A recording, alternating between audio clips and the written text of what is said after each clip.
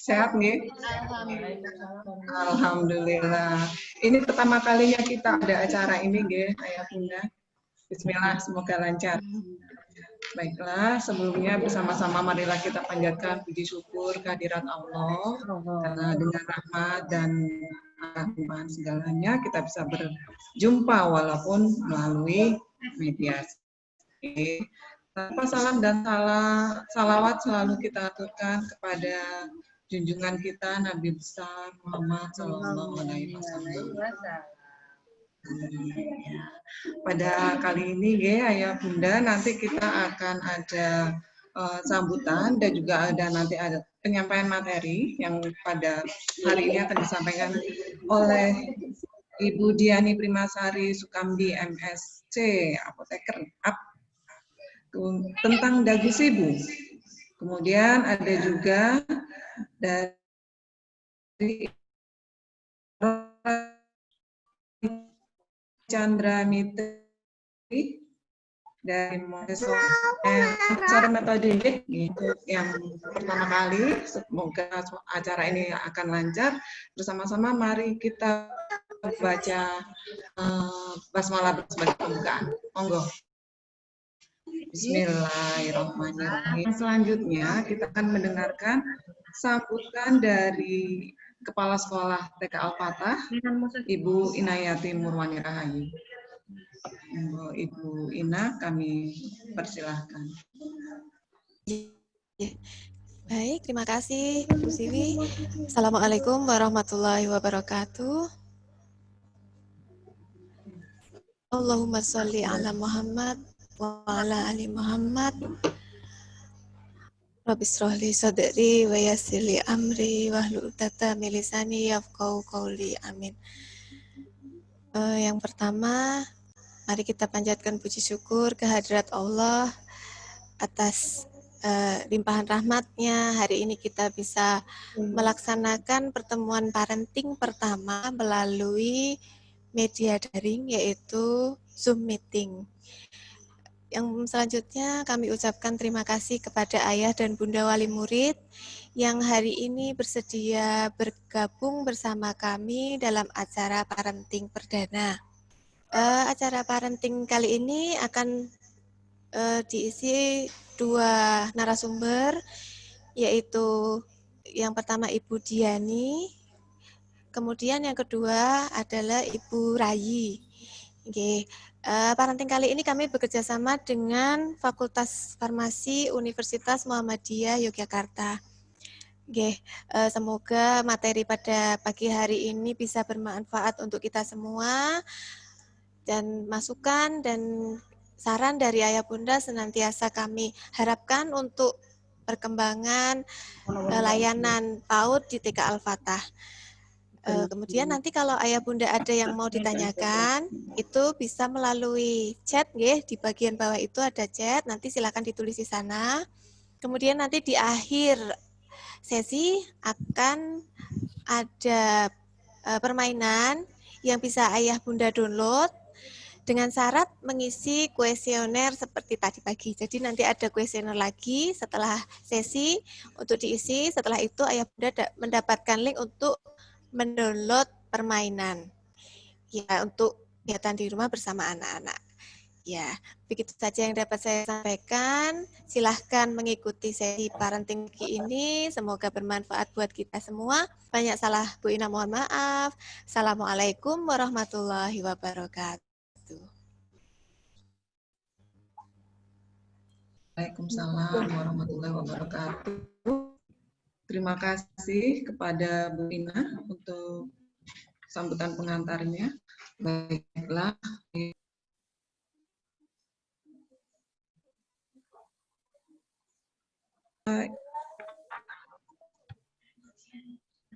Acara inti, materi yang akan disampaikan oleh Ibu Diani Primasari Sukamdi tentang dagu sibu.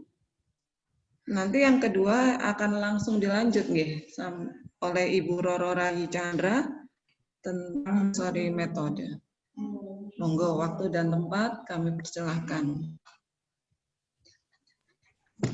Ya, terima kasih Bu Siwi atas waktunya. Assalamualaikum warahmatullahi wabarakatuh. Ayah bunda semuanya, apa kabar hari ini? Semoga semua dalam keadaan sehat dan dalam keadaan baik. Perkenalkan, nama saya Diani. Saya dulu alumni Walimur Al-Fatah Sedang, jadi ikut mengisi acara pada pagi hari ini. Ya, pada pagi hari ini saya akan memberikan sedikit refreshing atau kembali. Pasti ayah bunda juga sudah mengerti tentang dagu sibu, ya.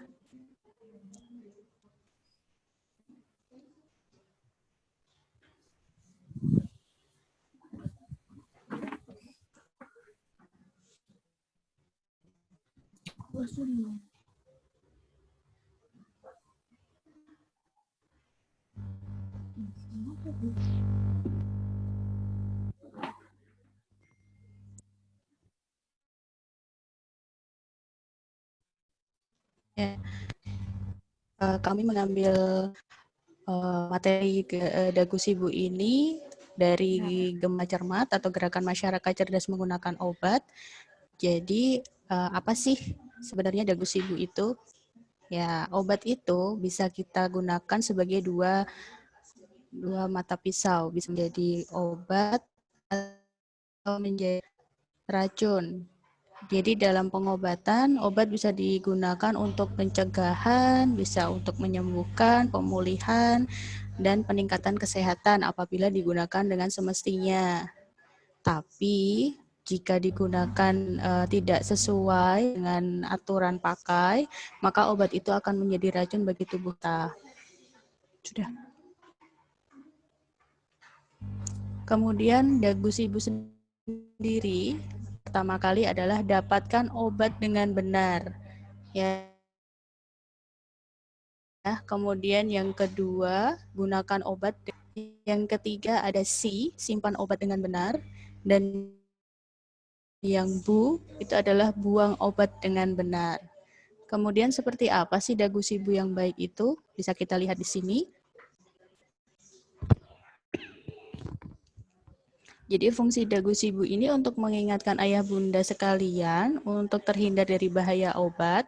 Jadi yang pertama kita harus mendapatkan obat dengan benar, lokasinya harus sesuai. Kemudian yang kedua, penggunaan obat dengan benar. Sudah. Kemudian yang ketiga, simpan obat dengan benar. Dan yang keempat, ada buang obat dengan benar. Sebentar. Gimana? Udah. Di tempatku udah. Di situ belum?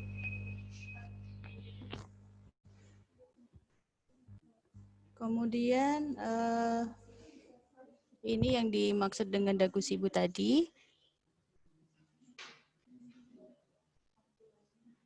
Ya, ini untuk dapatkan obat dengan benar. Kita bisa mendapatkan obat dengan benar yang kemudian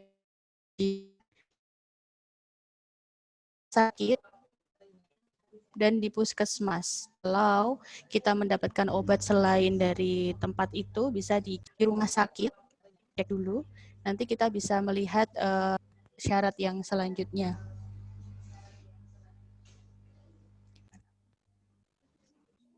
Kemudian nanti saat menerima obat perlu dilakukan pemeriksaan penandaan kemasan obat dan pemeriksaan kualitas kemasan. Nah, kita lihat di sini ada penggolongan obat untuk dapat kita cek apakah kita bisa mendapatkan di mana saja. Jadi yang pertama ada obat bebas, yaitu obat bisa dibeli tanpa resep di apotik dan di toko obat berizin. Kemudian untuk obat bebas terbatas yang logonya warna biru itu bisa dibeli tanpa resep dan di apotik serta toko obat berizin, ya. Kemudian yang K yang warna merah itu harus dengan resep dan harus diambil di apotek, jadi tidak bisa diambil di tempat lain. Seperti itu. Kemudian untuk psikotropika itu harus dengan resep dan ambilnya di apotek atau beli di apotek. Narkotika pun demikian, hanya boleh menggunakan resep dan didapatkan di apotek.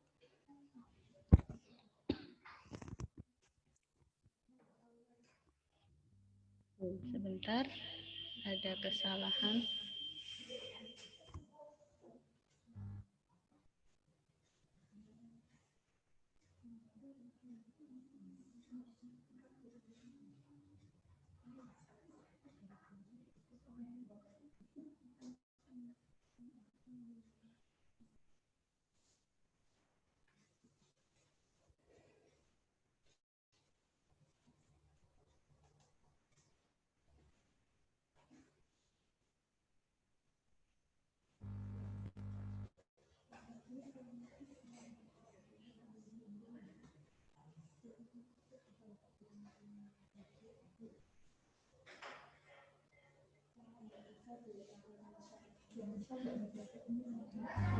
Sekarang udah kelihatan belum?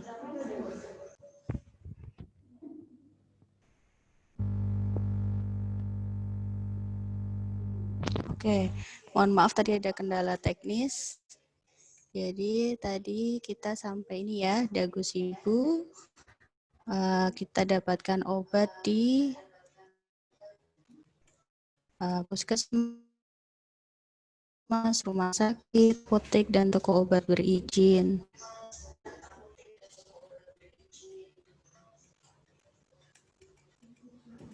Kemudian saat menerima obat, kita harus melihat penanda kemasan obat dan kualitas kemasannya.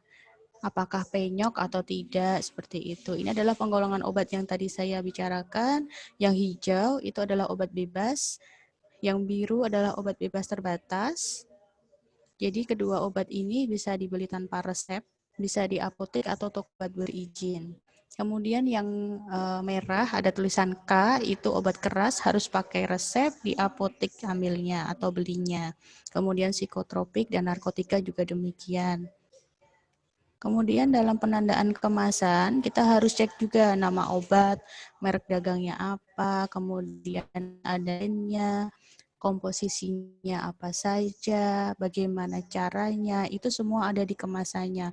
Efek samping, kadaluarsa, itu juga harus kita cek.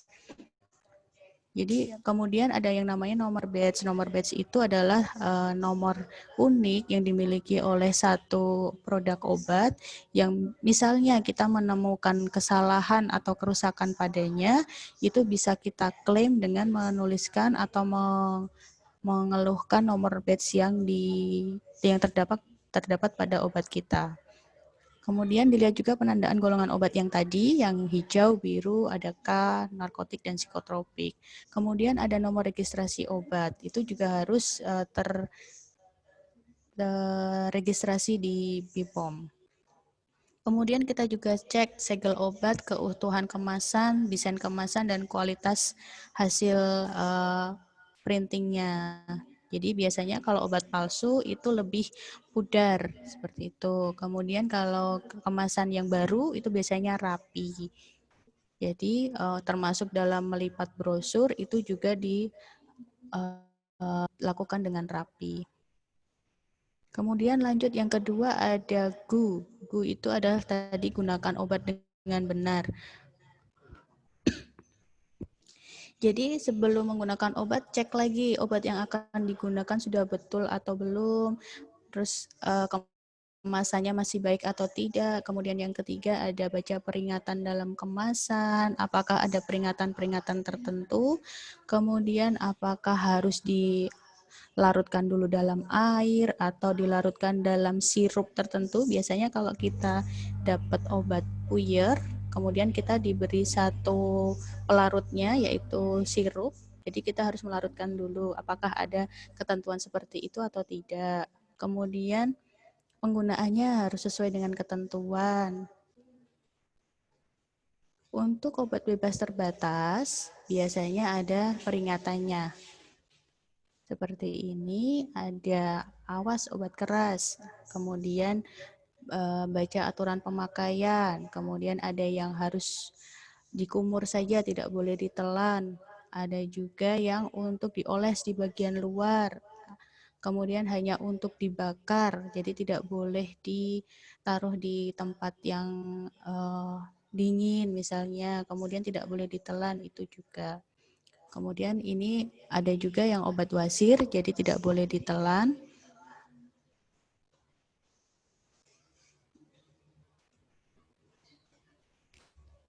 Ya, ini biasanya sudah ada di semua brosur dan semua kemasan obat.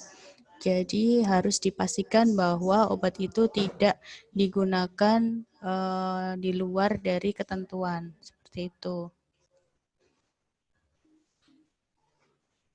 Kemudian etiket. Etiket itu biasanya tertera pada obat, biasanya ada penggunaannya 3 kali sehari, atau setiap 8 jam sekali, atau setiap 12 jam sekali. Itu biasanya tercantum dalam kemasan depan obat. Nah, itu jangan dilepas.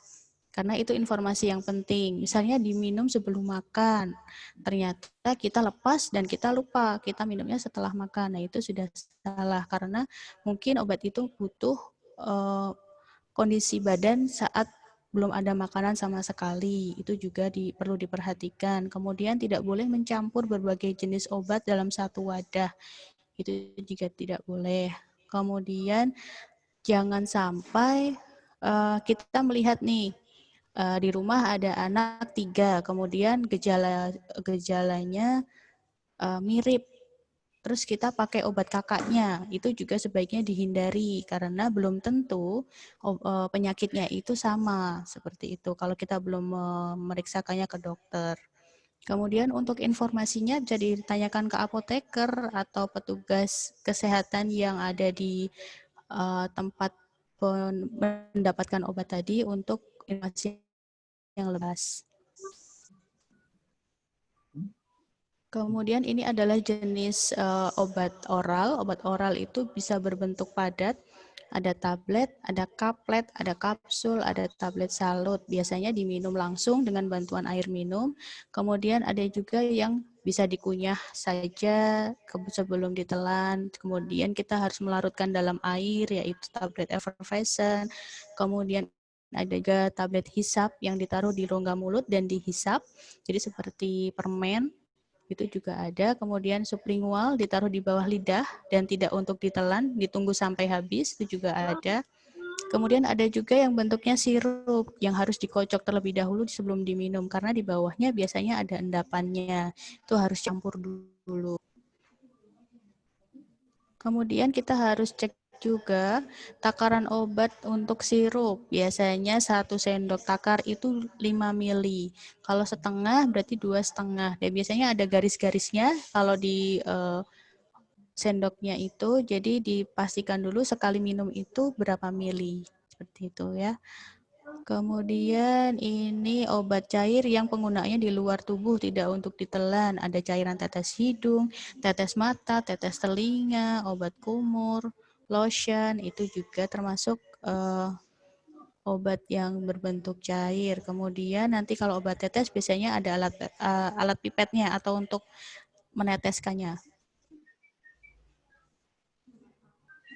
Ya, ini tadi sudah kita jelaskan. Kemudian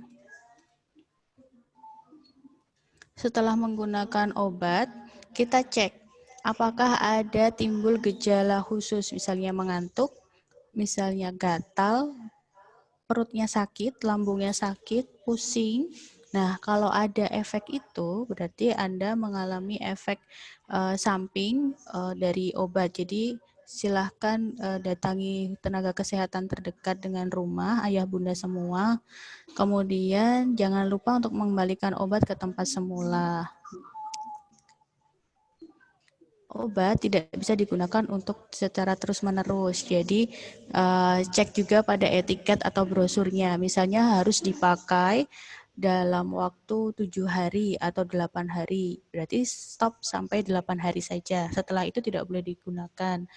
atau obat itu hanya digunakan sampai gejalanya sembuh. Itu juga stop setelah gejala sembuh, seperti itu. Kemudian C, yaitu simpan obat dengan benar. Simpan obat jauhkan dari jangkauan anak-anak. Jadi jangan sampai anak-anak bisa mengambil obat itu kemudian minum tanpa sepengetahuan kita. Kemudian yang kedua, simpan obat dalam kemasan asli, jangan diganti kemasannya. Kemudian wadahnya tertutup rapat, label jangan dilepas karena itu ada aturan pemakaian. Kemudian simpan di tempat yang sejuk, kering, terhindar dari sinar matahari langsung atau sesuai petunjuk yang tertera dalam kemasan. Dan jangan ditinggal di mobil dalam waktu yang lama, karena suhu dalam mobil itu bisa panas, bisa dingin, bisa tiba-tiba panas lagi. Nah, itu kan tidak stabil, itu akan merusak obat. Kemudian jangan simpan obat yang telah kadaluarsa. Biasanya tertera dalam kemasan obat. Obat ini sampai tanggal berapa, bulan apa, tahun berapa, seperti itu. Obat dalam bentuk cair tidak boleh disimpan di lemari pendingin atau freezer supaya tidak membeku, kecuali memang diharuskan disimpan dalam freezer. Kemudian untuk supositoria itu harus disimpan di kulkas supaya tidak meleleh. Dan aerosol atau spray yang disemprot itu harus dijauhkan dari panas atau suhu tinggi karena dapat meledak. Kalau misalnya nggak ngerti, silahkan tanya ke tenaga kesehatan terdekat. Kemudian yang terakhir ada buang obat dengan benar. Buang obat kok ada aturannya ya, ternyata memang benar ada aturannya. Yang pertama, obat yang harus dibuang itu adalah obat yang kadaluarsa. Kalau memang sudah lewat, jangan digunakan lagi walaupun masih banyak ya. Kemudian obat yang rusak, kemasannya rusak, kemudian kemasan botolnya rusak atau stripnya rusak, itu juga harus dibuang. Kerusakan obat itu biasanya karena udara lembab, karena sinar matahari, karena suhu ekstrim, kemudian karena goncangan fisik, seperti itu. Jadi biasanya ada perubahan nih kalau tanda-tanda obat rusak itu biasanya warna, bau, rasanya sudah berbeda. Kemudian bentuknya, botolnya pecah, tabletnya pecah, kemudian ada retak, ada lubang, kemudian pecah menjadi bubuk, serbuk, seperti itu juga berarti sudah rusak. Kemudian kapsul, puyer atau tablet itu biasanya lembab, lembek, basah, lengket, itu berarti sudah rusak obatnya. Kemudian kalau cairan, salep, krim itu jadi mengental, jadi butek atau keruh, kemudian mengendap, memisah, mengeras, itu berarti sudah rusak. Kemudian ada noda, bintik-bintik, gas, itu juga. Nah, untuk kemasannya atau wadahnya itu juga biasanya sudah penyok, seperti itu, tanda-tanda obat rusak.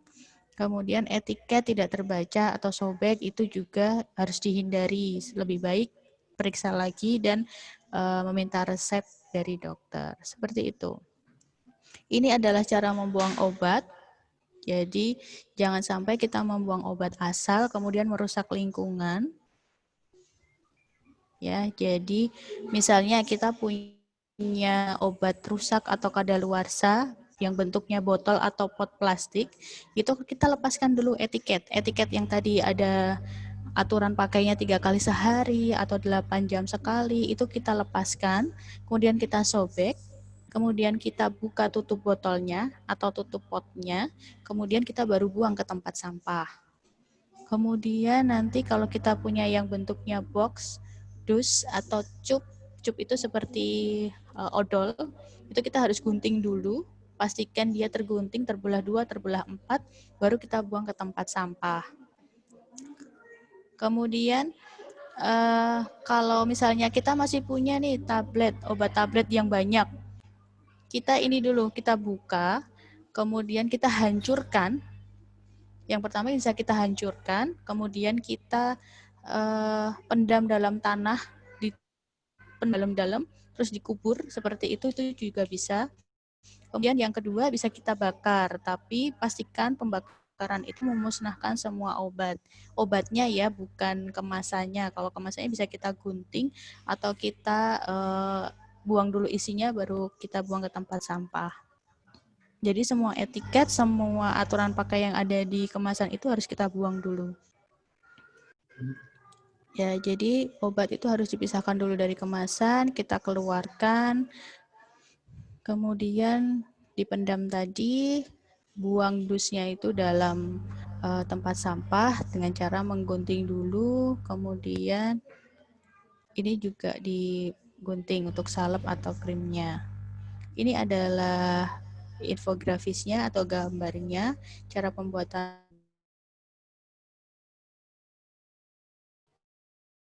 ya. Jadi kita punya tablet, kita buang dulu dalam satu kantong plastik. Kita masukkan ke kantong plastik terpisah, kemudian kita hancurkan, sementara botolnya kita lepas dulu etiketnya di sini, atau stripnya kita gunting, baru kita buang ke tempat sampah. Nah ini setelah dipendam, setelah dihancurkan jadi serbuk, bisa kita pendam dalam tanah. Seperti itu. Jangan dijadikan satu dalam sampah yang lain.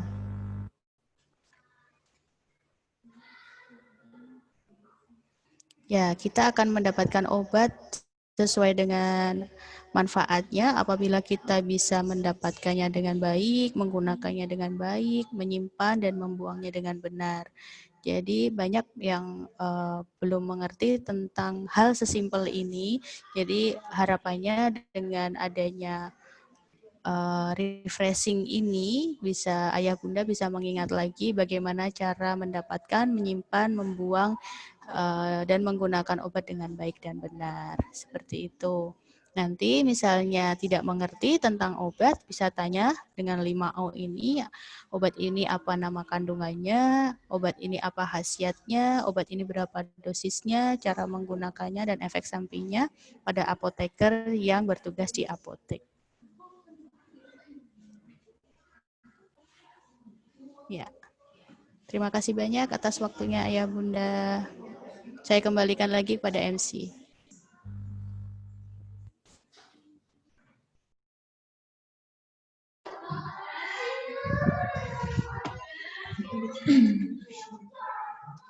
Baik, demikian tadi dari pembicara pertama, ya Bunda. Sekarang kita akan mendengarkan penjelasan dari pembicara yang kedua, yakni Ibu Rayi Chandra Mitri. Monggo, kami persilahkan. Halo, Assalamualaikum.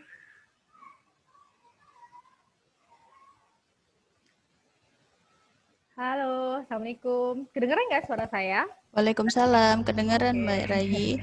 Mbak Rayi Ya. izin untuk membacakan ininya dulu ya, Boleh, perkenalannya terlebih dahulu. boleh. Jadi Mbak Rayi Chandra Mitri ini adalah praktisi dan fasilitator Montessori. Montessori itu apa ya? Nanti akan kita dengarkan bersama. Mbak Rayi akan bercerita bagaimana Mbak Rayi mengajarkan anak-anaknya dan bunda-bunda yang lain untuk menggunakan metode Montessori ini di rumah. Mbak Rayi ini mempunyai riwayat karir dulu sebagai guru pamong Sito dengan Montessori Method. Kemudian pernah menjadi guru PG Sakinah Yapi Al-Azhar Rawamangun. Kemudian pernah menjadi guru tutor SMP dan SMA dan pernah menjadi kontributor Aruna SDC di Rumah Aruna. Pendidikan yang pernah dicapai oleh Mbak Rayi adalah di UNJ, Prodi Pendidikan Anak. Kemudian Mbak Rayi ini juga menempuh pendidikan Certified Diploma Montessori.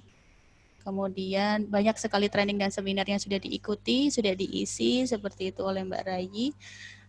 Oleh karena itu kami mengundang Mbak Rayi untuk memberikan Montessori Method pada pagi hari ini. Silahkan Mbak Rayi. Ya, terima kasih Mbak Diani. Halo, selamat pagi bunda-bunda semua. Saya sekarang juga sama posisi sama bunda, lokasinya juga di Jogja. Jadi saya juga tinggalnya di Jogja. Baru 2 tahun ini sih tinggal di Jogja.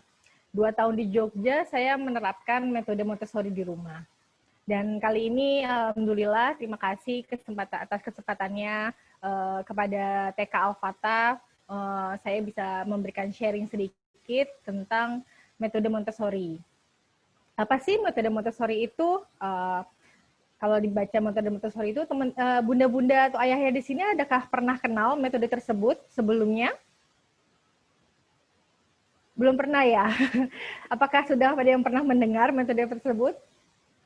Kalau sering dilihat, sering dengar sih, kalau kita lihat di sekolahnya di Jogja, kita lihatnya di Bambino, kemudian di Jogja Montessori School, terus kemudian di SD TK Budi Mulya itu menggunakan metode Montessori. Nah, kenapa sih metode Montessori itu? Apa hal yang membuat praktisi pendidikan, sebagian orang untuk praktisi pendidikan anak usia dini itu sangat tertarik dengan metode Montessori tersebut? Dari situlah saya ingin mencoba sharing sedikit kepada bunda-bunda semua tentang metode Montessori tersebut. Saya akan coba sharing screen, tapi bisa minta tolong nggak ya untuk kepada Mbak Diani sharing screen tersebut? Dari HP saya tidak bisa. Oke, kita bantu sebentar ya Mbak Rai. Iya.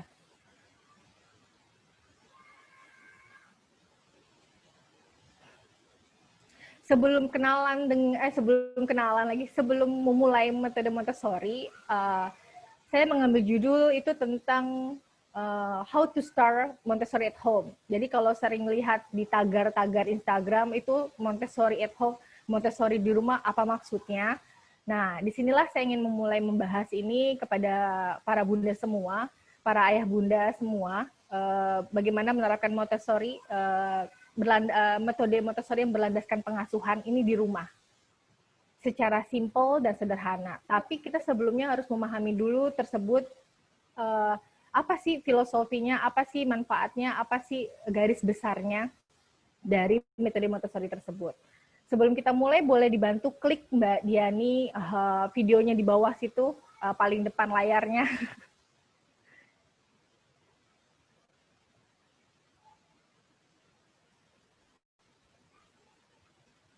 Oh, nggak bisa ya? Oke. Saya share screen berarti dari saya. Videonya soalnya nggak ada. Ya, oke. Saya bantu share video startnya dari sini ya Mbak, boleh ya? Jadi sebelum mulai, saya ingin memberikan video share screen-nya dulu. Ada video, berupa video yang menarik kalau bagi kita semua itu tentang orang tua di luar menerapkan metode Montessori.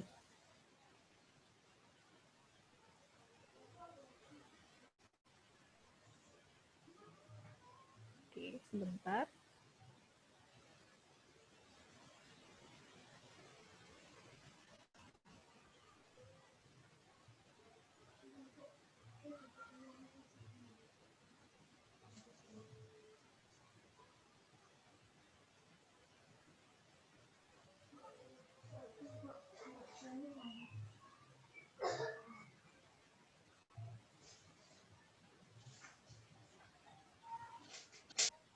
Kita tonton sebentar ya Bunda, cuma 3 menit.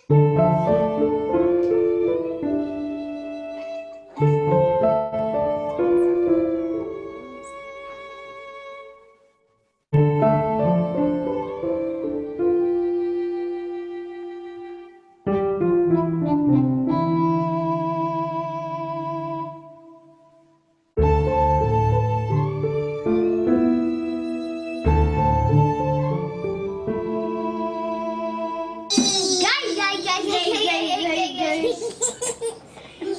Kita kagak mas sendiri. Ini tuh kagak mas sendiri.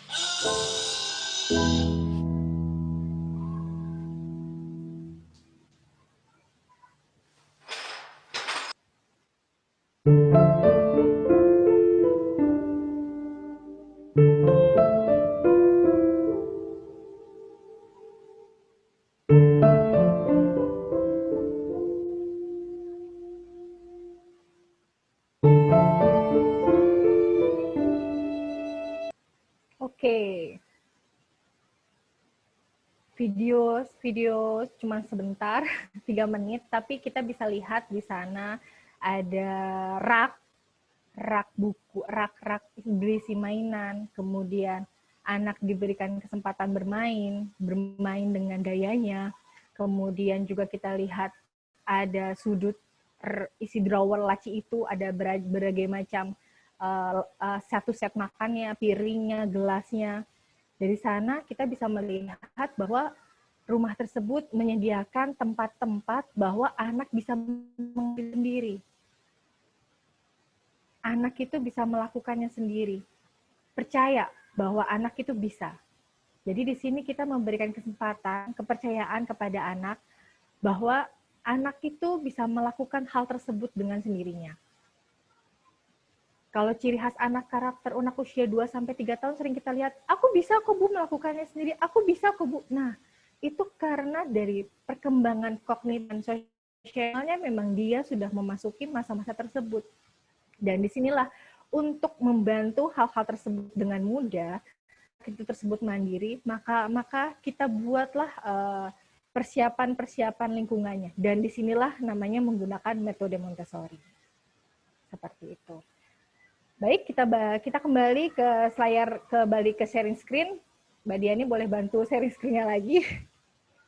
Nah, siapa sih sosok yang menciptakan metode tersebut? Kita kenalan dulu dengan tokoh tersebut. Kita kenalkan dulu bagaimana beliau itu bisa menciptakan metode tersebut. Berdasarkan apa? Gitu. Dan kita lihat di sini ada sosok belum dimulai share screen.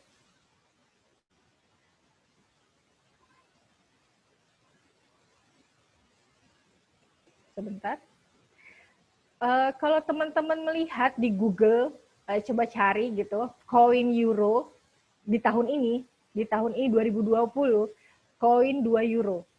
Itu ada koin gambarnya tokoh tersebut.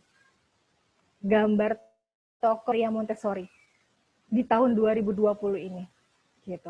Ini gambarnya belum terlihat, gambarnya tidak terlihat, nggak tahu kenapa. Tapi kalau kita Google, dicari search, koin 2 euro, Maria Montessori, kita bisa lihat di situ wajahnya, penampilannya. Kenapa Maria Montessori ditampilkanlah di koin 2 euro tersebut? Kalau dilihat di sini adalah, kita lihat Maria Thekla Artemisia Montessori lahir 31 Agustus 1870. Berarti di bulan Agustus ini adalah lahirnya Maria Montessori. Dan kebetulan di tahun 2020 ini beliau sudah peringatannya sudah 150 tahun. karena dia meninggal tahun 1952, dari 150 tahun metode Montessori masih dipakai, masih terus dipergunakan di seluruh penjuru dunia. Dan dalam memperingati hal tersebut, dibuatlah penghargaan atau apresiasi terhadap Maria Montessori dengan dibuatlah beliau di dalam 2 euro koin gitu di sana, di luar negeri sana. Nah, dan inilah dia tokoh sejatinya Maria Montessori. Kita lihat di sosok sebelah kiri inilah Maria Thekla Montessori adalah Maria Thekla Artemisia Montessori. Kalau kita sebut, sering kita dengar adalah beliau namanya Maria Montessori. Beliau lahir 31 Agustus 1870 sampai 6 Mei 1952. Seorang pendidik, seorang psikolog, dan seorang psikiater. Dan dia menciptakan metode pendidikan yang sangat terkenal dan sampai sekarang memberikan impact yang luar biasa dalam dunia pendidikan pada masa sekarang. Pada masa itu dan sampai sekarang harus diterapkan.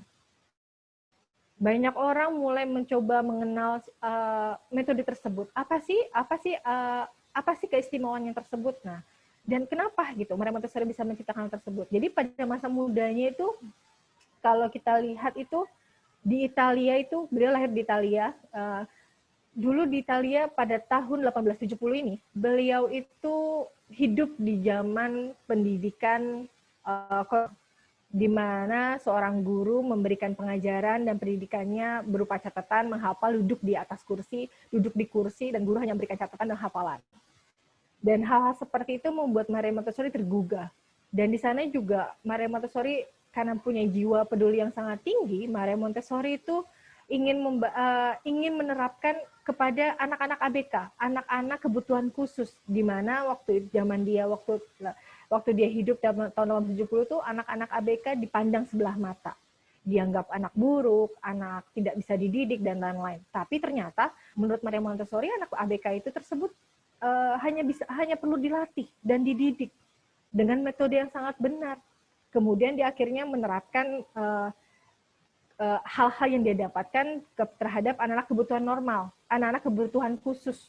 Lalu dari sanalah ketika anak-anak kebutuhan khusus bisa mencapai hasil yang sangat luar biasa dan mengejar kemampuan anak-anak normal pada masa Maria Montessori hidup, Maria Montessori merasa bahwa ada something happen gitu, ada sesuatu yang salah, ada sesuatu yang tidak sesuai dengan semestinya. Kenapa anak-anak kebutuhan khusus yang dia ajarkan bisa mengejar kemampuan anak normal pada umumnya pada waktu zaman Montessori. Akhirnya Maria Montessori belajar mengambil segala macam tentang psikolog, pedagogi, sosiologi, tentang cara tingkah laku manusia pada umumnya, dan dia juga belajar tingkah laku anak-anak pada khususnya.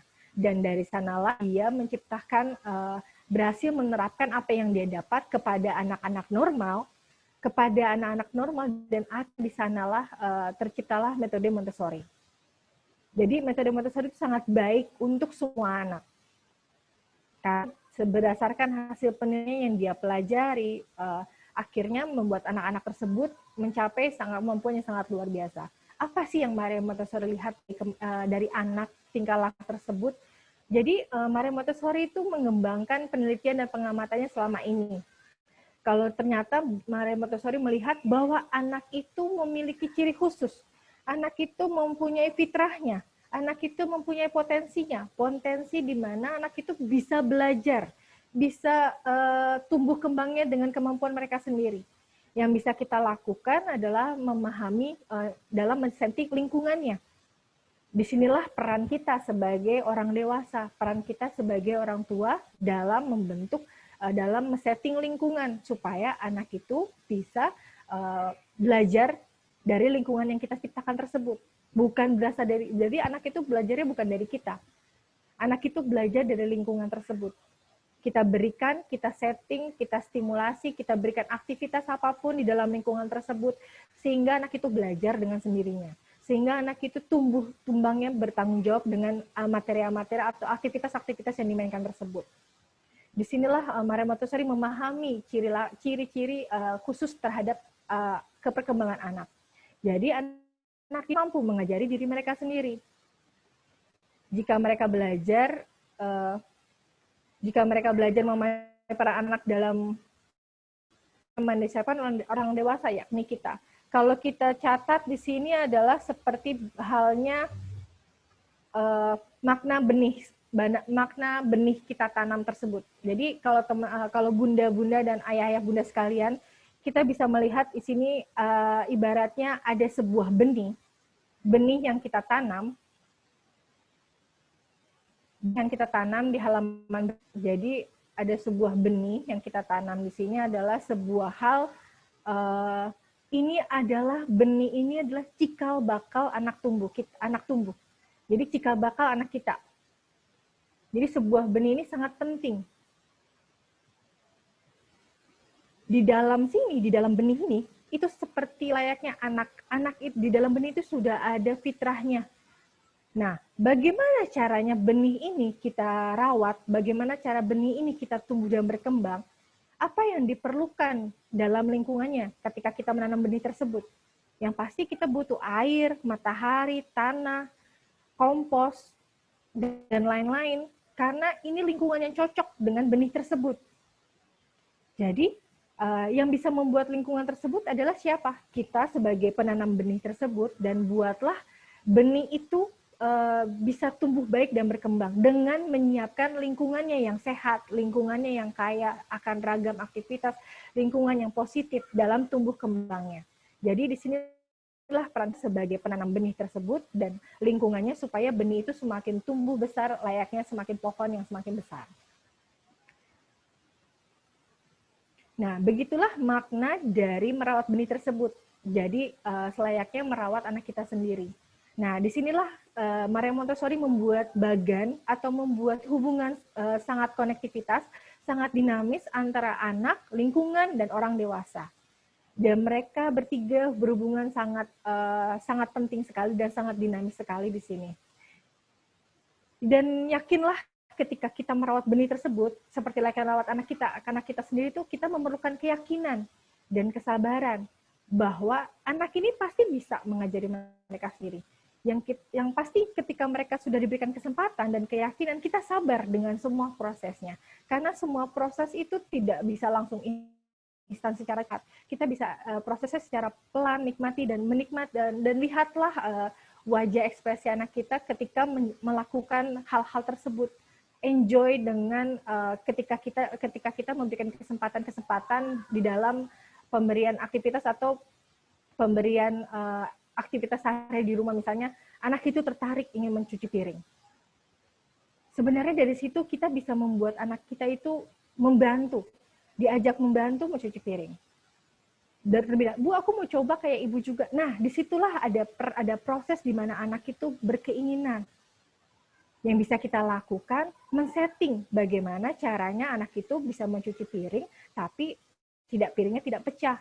Kita bisa ganti piringnya plastik. Kita bisa ganti, kalau misalnya taruhnya piringnya ada wastafel tinggi, kita kasih bantuan kursi. Pastikan kursi ketika didirikan oleh anak tidak mudah jatuh atau terpeleset. Hal-hal tersebut adalah salah satu dalam menyiapkan lingkungan tersebut. Jadi beginilah makna tadi dari hubungan segitiga tersebut adalah selayaknya merawat anak, kita yakin dengan prosesnya dan sabar. Jadi filosofinya di sini dalam metode Montessori itu sangat penting dalam perannya orang dewasa, perannya kita sebagai orang tua di rumah, dan perannya lingkungan. Dan dari Montessori ini membuat bagan tadi tersebut, hubungan dinamis antara anak, lingkungan, dan orang tua itu, bahwa orang dewasa ini sangat erat sekali hubungannya dengan lingkungan. Kita lihat panah di sini, saling berkaitan, orang dewasa dan lingkungan. Jadi orang dewasa di sini adalah mensiapkan lingkungannya, kemudian orang dewasa kepada anak hanya bisa mengamati apa yang dibutuhkan oleh anak kita. Amati minatnya anak kita. Apa yang dibutuhkan, apa yang dia membuat tertarik saat ini. Bisa jadi anak itu pengen menyapu, baik kita kasih sapunya. Anak itu ingin lompat-lompat, baik kita ajak anak keluar lompat-lompat, bermain dengklek di depan. Oh, anak itu pengen tendang bola. Oke, kita main tendang bola di depan, dampingi. Jadi orang dewasa ini sebagai peran fasilitator, peran kita mengarahkan, bukan untuk mendidik ketentuannya arahnya ke sini, bukan. Biarkan anak itu memegang kendali pembelajarannya sendiri. Kita orang dewasa mengamati dan memahami bahwa anak itu butuh hal seperti ini. Lalu kita settingkan lingkungan tersebut dan dari situ anaklah berinteraksi langsung dengan lingkungan. Disinilah peran sangat penting di dalam metode Montessori, anak, lingkungan, dan orang dewasa. Dan di sini saya ingin mengajak ayah bunda sekalian untuk mengenal apa filosofi tentang anak dalam metode Montessori. Apa yang dialami oleh anak usia 0 sampai 6 tahun. Mengapa anak-anak itu sangat tertarik hal-hal seperti ini? Mengapa anak itu sangat tertarik dengan kegiatan-kegiatan kita sebagai orang dewasa? Disinilah saya ingin mengajak bunda semua kita masuk ke dalam tahap berikutnya. Mengenal absorber mind. Kalau ayah bunda lihat semua di sini ada gambar sebuah spons. Sebuah spons di sini adalah menyatakan bahwa anak usia dini 0 sampai 6 tahun itu memiliki pikiran yang mudah menyerap. Coba bayangkan ayah bunda sekalian, kalau pikirannya mudah menyerap ini, spons ini adalah pikiran anak kita. Kita bayangkan spons kita. Kalau spons ini dimasukkan ke dalam air yang kotor, apa yang akan diserap oleh spons ini? Yang diserap spons ini adalah air kotor tersebut. Dan jikalau air spons ini kita dimasukkan ke dalam air bersih, yang diserap adalah air bersih. Jadi disinilah sangat penting peran kita sebagai orang dewasa. Bagaimana menciptakan lingkungan yang positif, karena pikiran anak itu persis seperti layaknya sebuah spons. Pikiran yang sangat mudah menyerap dari usia 0 sampai 6 tahun. Kalau membaca detail lagi di dalam filosofi Montessori, absorber mind ini terbagi dua. Ada absorber mind, unconscious mind, dan conscious mind. Unconscious mind ini adalah pikiran di alam bawah sadar mereka, yang mereka tanpa sadari, mereka menyerap segala sesuatunya dan mereka akan menyimpan memori selama-lamanya. Bayangkan kalau seandainya kita berikan lingkungannya negatif, kita berikan stigma negatif, berikan label negatif, berikan aturan-aturannya negatif, di situ akan disimpan memori selama-lamanya di dalam anak. Jadi kita bisa membayangkan bahwa bagaimana harus kita siapkan, bagaimana harus kita membuat lingkungan tersebut supaya memori mereka yang simpan selama-lamanya itu bukan memori negatif, bukan memori hal-hal yang berbau dengan larangan dan lain-lain seperti itu. Karena pikiran anak mudah menyerap ini akan mudah menyerap segala semua informasi. Dan kemudian di usia 3-6 tahun, anak akan menyerap segalanya di alam sadarnya. Sudah bisa terima. Ini akan mudah dikelola pikiran mereka. Dan apa yang di pikiran mereka itu akan langsung dikelola lagi. Jadi pikiran alam bawah sadar 0-3 tahun itu sangat penting di sini. Jadi peran di sini adalah membentuk lingkungan yang sangat amat positif. Nah, absorber mind ini adalah pemikiran yang mudah menyerap. Kita bisa lihat di slide selanjutnya, usia 0-3 tahun ini adalah pikiran yang mudah menyerap, artinya pikiran yang mudah menerima informasi tanpa ada hambatan. Anak meniru baik dari perilaku atau bahasa orang dewasa di sekitarnya, atau tingkah laku teman-temannya, atau tingkah laku kakaknya. Anak mudah mengingat sudut, letak, tempat, benda, sesuatu, baju di mana itu, sepatunya di mana, itu akan mengingat letak tersebut, mengingat lingkungannya di rumahnya. Nah, di sini kita sebagai orang dewasa diberikan kesempatan sekaligus tanggung jawab, kesempatan bahwa kita memberikan segala sesuatu informasi berhubungan dengan anak. Kita bisa berikan mereka bagaimana mereka itu bisa cepat membaca, kita berikan mereka ajak interaksi, ajak berbicara, ajak ngobrol, berkomunikasi, dan lain-lain, karena mereka sangat mudah menyerap bahasa di sekitar mereka. Kemudian bagaimana kita menata furniture dan barang-barang, letak-letak benda tersebut, itu teratur. Dan anak itu akan mengingat detail hal tersebut. Dan bagaimana kita memperlakukan orang lain di sekitar mereka, idealnya kan kita dengan hormat dan baik hati kepada tetangga sekitar.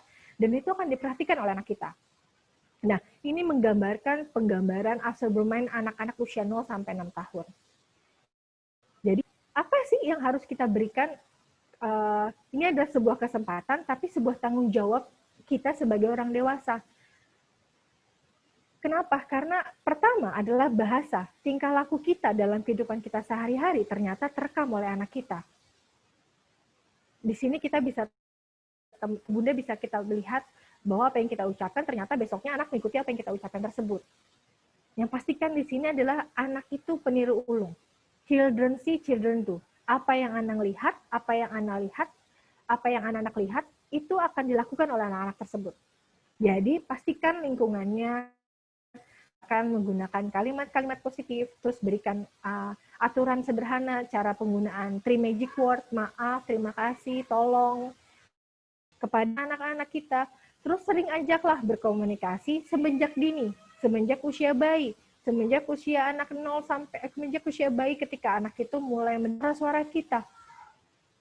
Karena anak itu bisa menyerap segala sesuatunya. Jadi kita bisa, walaupun kalau menurut Bunda sekarang, anak kita kan belum bisa baca buku, anak kita kan nggak tahu apa yang kita ucapkan. Ternyata dari filosofi ini, metode Montessori absorbable ini menyatakan bahwa anak itu merekam segala sesuatunya, walaupun anak itu masih berusia bayi. Karena kalau kita memberikan sering ajak anak itu interaksi, baca buku, cerita, walaupun mereka hanya bisa melihat dan hanya bisa bersuara babbling, babla, babla, gitu seperti itu, ternyata semua terekam. Dan sampai suatu di usia ketika mereka sudah bisa berbicara, mereka akan mengeluarkan semua ledakan bahasa yang mereka dapat ketika usia dari bayi ketika mereka diceritakan. Misalnya kita sering ceritakan bayi, peternakan, sering ceritakan tentang buku peternakan. Sampai pada suatu ketika di usia 2 tahun dia jawab, ini sapi. Padahal belum pernah kita kenalkan. Itu dari mana? Itu karena dari pikiran yang mudah menyerap dan pikiran dari mereka. Jadi tidak ada yang sia-sia jika kalau kita sering membacakan buku semenjak dini. Dan hal ini sangat bermanfaat dalam membantu perkembangan pra membaca anak nanti di usia 5-6 tahun nanti. Kemudian pastikan juga tingkah laku kita. Jadi ketika kita sering beres-beres, nyapu, ngepel, cuci piring, setrika, laundry, kemudian ngelap-ngelap, masak-masak, itu diamati oleh anak kita. Dan ternyata anak itu sangat tertarik dengan apa yang kita lakukan. Jadi jadi bunda-bunda sekalian kalau sering lihat, Bunda aku mau ikutan bantu masak, aku mau ikutan bantu pecahin telur, aku mau bantuin seperti ini dan lain-lain. Nah itu ternyata memang naluri dalam diri anak, memang ada dari diri anak itu tertarik segala sesuatu apa yang kita lakukan. Kemudian dari sini, ketika anak tertarik melakukan apa yang kita lakukan, kita bisa memberikan kesempatan tadi, memberikan kepercayaan kepada anak kita untuk melakukan kegiatan tersebut. Jadi, walaupun kalau bilang, hanya melakukan di dapur, tapi sebenarnya dari kegiatan yang kita berikan di aktivitas di dapur, ternyata banyak memberikan pembelajaran terhadap diri anak. Pembelajaran motorik kasar, pembelajaran motorik halus, pembelajaran tentang bahasa, ini adalah kangkung, ini adalah buah, ini adalah bawang, dan lain macam-macam. Kemudian dia mengenal besar kecil dari ukuran sayur. Kemudian dia akan belajar meminta, aku mau coba motong-motong. Dan ketika motong-motong ada hal tersebut melatih dalam kemampuan motorik halus anak. Dan itu juga akan membangun rentang konsentrasi anak. Jadi hal-hal sederhana yang ada di rumah ternyata itu semuanya membangun rentang konsentrasi yang sangat panjang di dalam diri anak. Dan juga memberikan anak itu belajar tumbuh mandiri, belajar menguasai skill tertentu dalam hal memotong-memotong, dalam hal untuk memetik-memetik, dalam untuk mencuci piring, salah satu skill dalam keterampilan hidup. Dan ketika kita berikan kesempatan tersebut, pastikan pastikan kita memberikan setting lingkungan yang aman. Kalau anak itu ingin memotong, pastikan pisaunya awal pertama adalah pisaunya tidak terlalu tajam. Hal-hal seperti itu kita siapkan. Kemudian pastikan yang terjadi ketika mereka melakukan hal tersebut itu prosesnya akan sangat lama karena perkembangan kasar mereka itu belum terlalu luwes seperti layaknya kita orang dewasa. Jadi kalau mereka ingin ikutan, kita berikan kepercayaan, tapi jangan membuat mereka terburu-buru. Ayo cepetan potong-potong, ayo ini. tidak bisa seperti itu karena ada tahapan-tahapannya anak itu bisa menguasai skill tersebut. Yang bisa berikan kita pastikan adalah pastikan anak itu tidak terluka, anak itu tidak aman ketika melakukan hal tersebut, dan pastikan tidak membuat anak itu terburu-buru. Nikmati prosesnya ketika mereka melakukan hal tersebut. Niscaya nanti di usia 6 tahun mereka akan bisa melakukan kegiatan-kegiatan di dapur dengan sendirinya, insya Allah. Dan kemudian observer minds. Yang slide berikutnya adalah catatan penting buat kita semua adalah ada salah satu filsuf sangat saya sukai di sini adalah respect and follow to the child. Respect itu hargai. Hargai setiap apa yang anak lakukan. Hargai setiap apa yang kita berikan kepada anak kita dan anak kita memilih hal yang lain. Kita hormati keputusannya. Kemudian, dan berikan kepercayaan terhadap anak, namun tetap bertanggung jawab. Berikan lingkungan yang aman dan batasan aturan-aturan.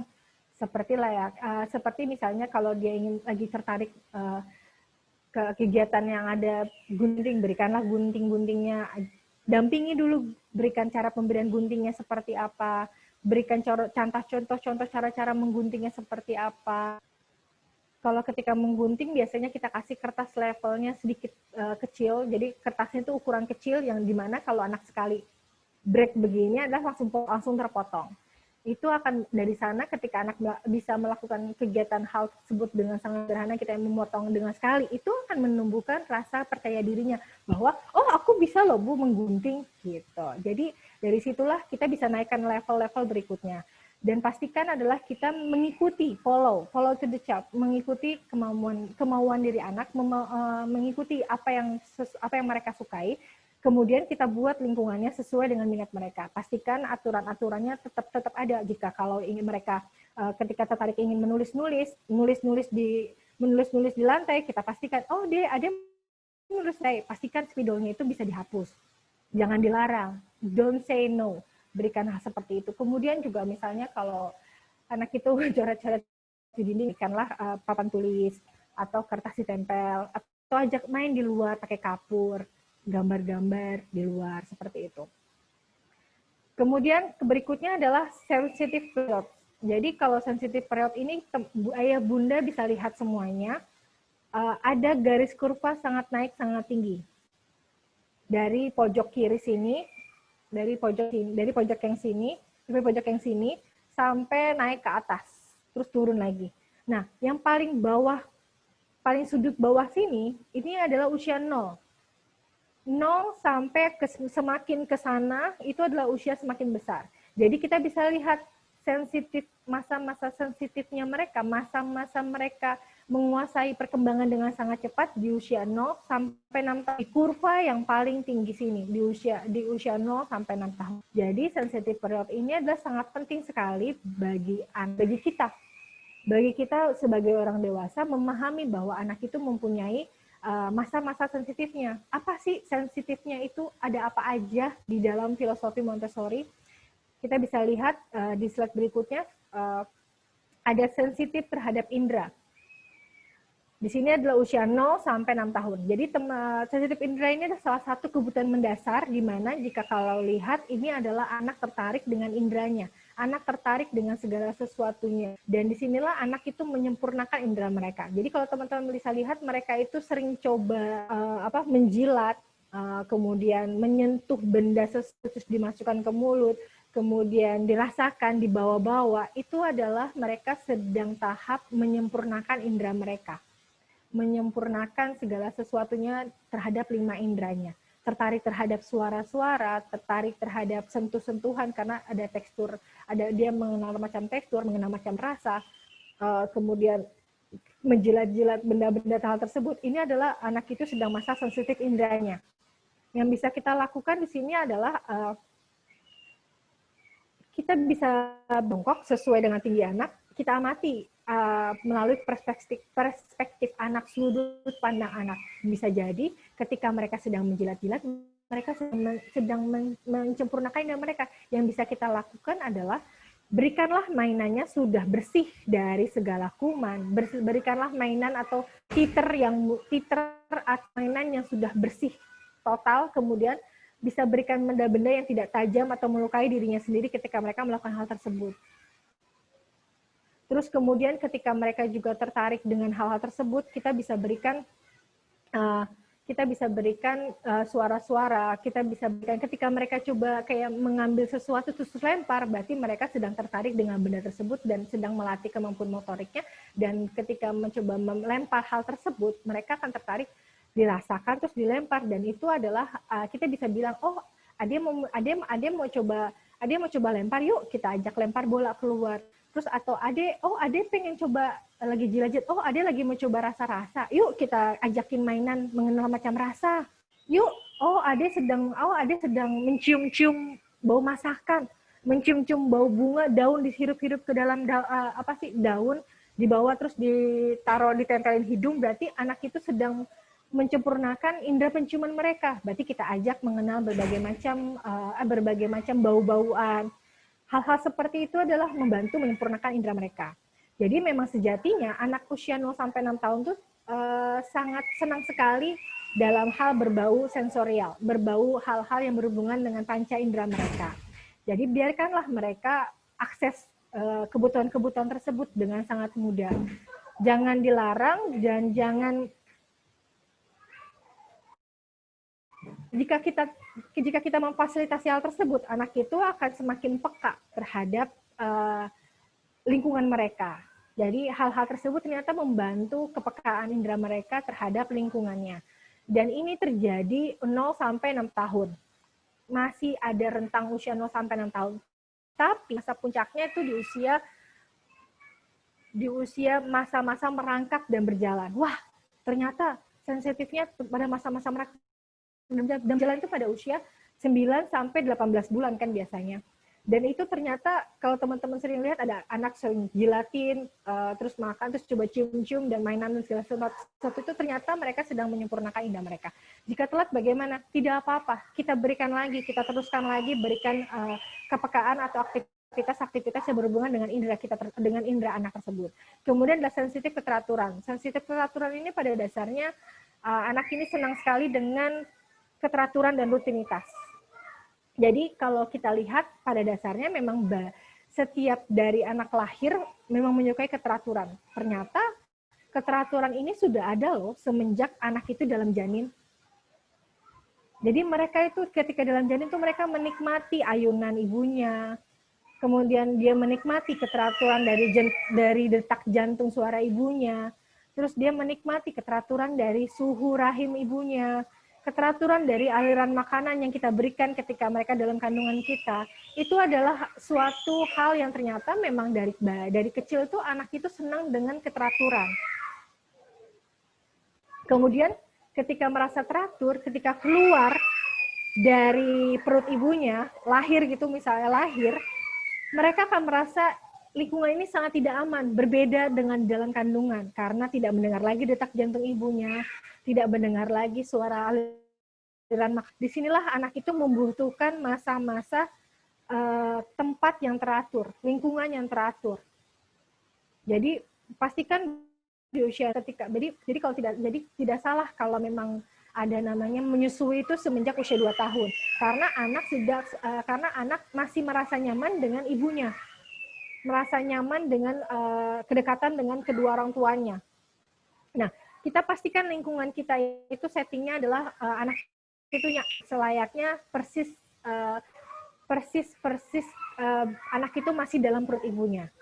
Jadi kalau misalnya lingkungan rumahnya itu bentuklah yang teratur, bentuklah yang aman, bentuklah di mana jam siklus kebutuhannya seperti jam menyusui, jam makan, jam tidur, itu kebutuhannya dipenuhi.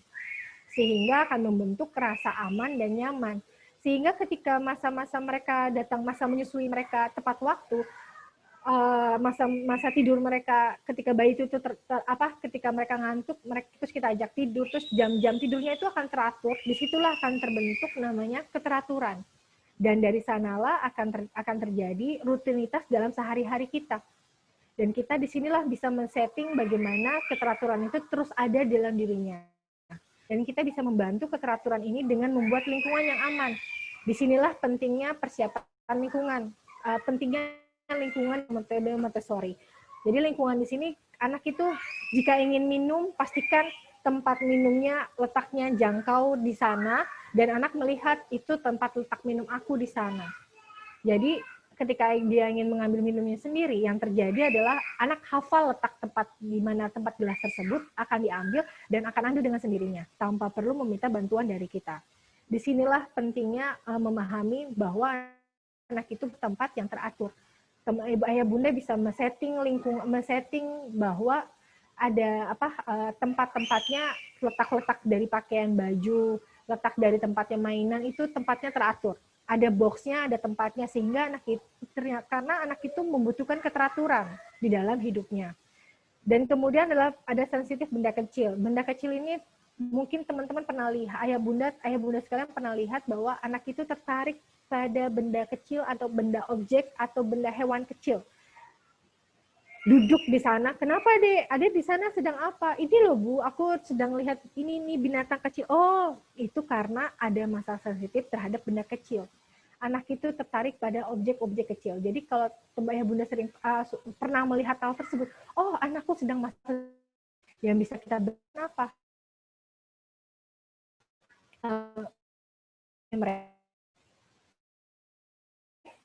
Dengan mereka dan ikuti pandangan anak, ikuti apa yang diminati mereka. Lihat apa? Kita ikuti pandangannya. Oh, anakku sedang melihat semut kecil. Tidak boleh di sini tidak ada di sini menginterupsi pertanyaan atau mengganggu konsentrasi anak sedang mengamati. Yang bisa kita lakukan adalah, oh Ade sedang mengamati ini. Kita bisa berikan kayak gini. Oh Ade sedang mengamati. Ade sedang mengamati apa? Binatang semut. Oh iya, mau ibu bantu tidak melihat binatang semutnya lebih jelas lagi? Ibu punya sesuatu loh. Punya sesuatu apa Bu? Ada kaca pembesar. Jadi berikanlah anak itu langkah berikutnya untuk memahami binatang tersebut dengan cara memberikan kaca pembesar. Ketika anak sedang tertarik benda kecil, pastikan benda-benda kecil itu adalah aman, tidak melukai diri anak, dan kita amati yang terjadi, sedang pengamatan apa yang dilakukan oleh anak tersebut. Kemudian sensitif terhadap gerak. Anak itu memang mempunyai kemampuan eksplor dalam motoriknya. Jadi anak itu memang mempunyai masa sensitif terhadap gerakan. Jadi kalau teman-teman melihat, ayah bunda melihat anak itu sedang berlari, sedang berjalan, sedang bereksplorasi, sedang melompat, karena anak itu sedang masa sensitifnya untuk bergerak, masa sensitifnya untuk memuaskan pergerakannya, motorik kasarnya. Nah, disinilah kita bisa ajak anak kita untuk outdoor, ajak anak itu di luar, di taman, lalu lompat-lompat, atau kemudian kita ajak bermain trampolin, memberikan trampolin, terus kemudian juga kalau anak itu sedang memanjat, berarti kita ajak anak ke taman untuk memanjat aktivitas permainan-permainan yang ada di taman. Hal-hal seperti itu ternyata memang ada kebutuhan yang terpenuhi di dalam perkembangan anak. Jika anak sedang dalam tahap masa sensitifnya untuk bergerak, jangan berikan batasan bahwa anak itu harus bergerak, anak itu berlari, anak itu dilarang berlari dalam rumah. Kita ajak anak kita berlari di luar ruangan. Jadi pastikan ketika mereka sedang aktif yang bergerak, kita ajak sesuaikan kemampuan motorik kasarnya terpuaskan di luar, seperti itu. Apalagi kalau dalam masa pandemi seperti ini, kita bisa ajak di depan sini, kita ajak main bola, atau main dengkle, atau main sepeda, atau manjat-manjat pohon di depan rumah, itu juga boleh hal seperti itu. Berikanlah kebutuhan aktivitas fisiknya, aktivitas untuk bergeraknya itu terpuaskan. Kemudian aktivitas bahasa. Bahasa ini memang terjadi, seperti saya bilang, di usia bayi. Walaupun dimulai dari tangisan, atau responnya bayi seperti o, u, e, a, babbling, dan lain seperti itu adalah masa-masa penyerapan bahasa di dalam perkembangan anak. Jadi anak itu biar anak itu ketika berbunyi AOA itu sedang meniru ketika anak kita sering ajak interaksi, sering ajak berbicara, sering ajak berbuku cerita. Anak-anak bayi itu memperhatikan mulut kita berbicara. Jadi dari sanalah anak itu mulai sensitif terhadap suara, sensitif terhadap bahasa, sensitif terhadap hal-hal tersebut. Jadi masa-masa sensitif bahasa ini dimulai dari 0 sampai 6 tahun, tapi masa puncaknya adalah usia 6 bulan sampai 3 tahun. Jadi 6 bulan itu ketika masa babbling itu adalah masa sensitifnya bahasa. Jadi kita bisa ajak anak komunikasi, ajak interaksi walaupun anak itu masih bayi. Jadi seringlah ajak anak kita sering interaksi dan komunikasi. Kemudian di usia ada sensitif satu lagi yaitu masa sensitif sosial, di mana anak itu tertarik dengan interaksi sosial. Ini dimulai usia 2,5 tahun, di mana ketika tadi kita bilang tadi keteraturan itu, kepercayaan itu tumbuh di usia 0 sampai 2 tahun.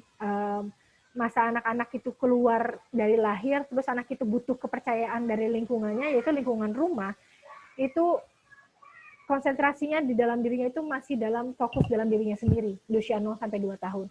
Tapi ketika 2,5 tahun, anak itu akan mulai tertarik dengan orang lain, dengan teman sebayanya, dengan orang dewasa sekitarnya. Disinilah interaksi sosial, sensitif sosial itu tumbuh di usia 2,5 tahun. Tapi yang terjadi yang pertama kali diamati anak adalah pengamatan. Tidak langsung kenalan, tidak langsung ayo pada di usia 3 tahun sering kita lihat, ayo sana kenalan sama teman-teman sana. Itu diharapkan jangan dilakukan pemaksaan dalam tahap pengamatan. Tapi nanti dengan sendirinya ketika usianya bertambah, interaksi sosialnya akan semakin berkembang. Tapi masalah sensitif sosial itu tumbuh usia 2,5 tahun. Ketika anak itu lepas dari lepas bonding dari lingkungan kecil rumahnya, barulah dia interaksi ke dunia luar di usia 2,5 tahun. Tapi pastikan ketika interaksi sosial ini jangan ada lakukan pemaksaan untuk anak langsung berinteraksi, karena ada suatu proses anak itu butuh pengamatan terhadap sosialnya dulu. Mungkin anak itu mengamati dulu tingkah laku kakak-kakaknya, tingkah laku teman-temannya.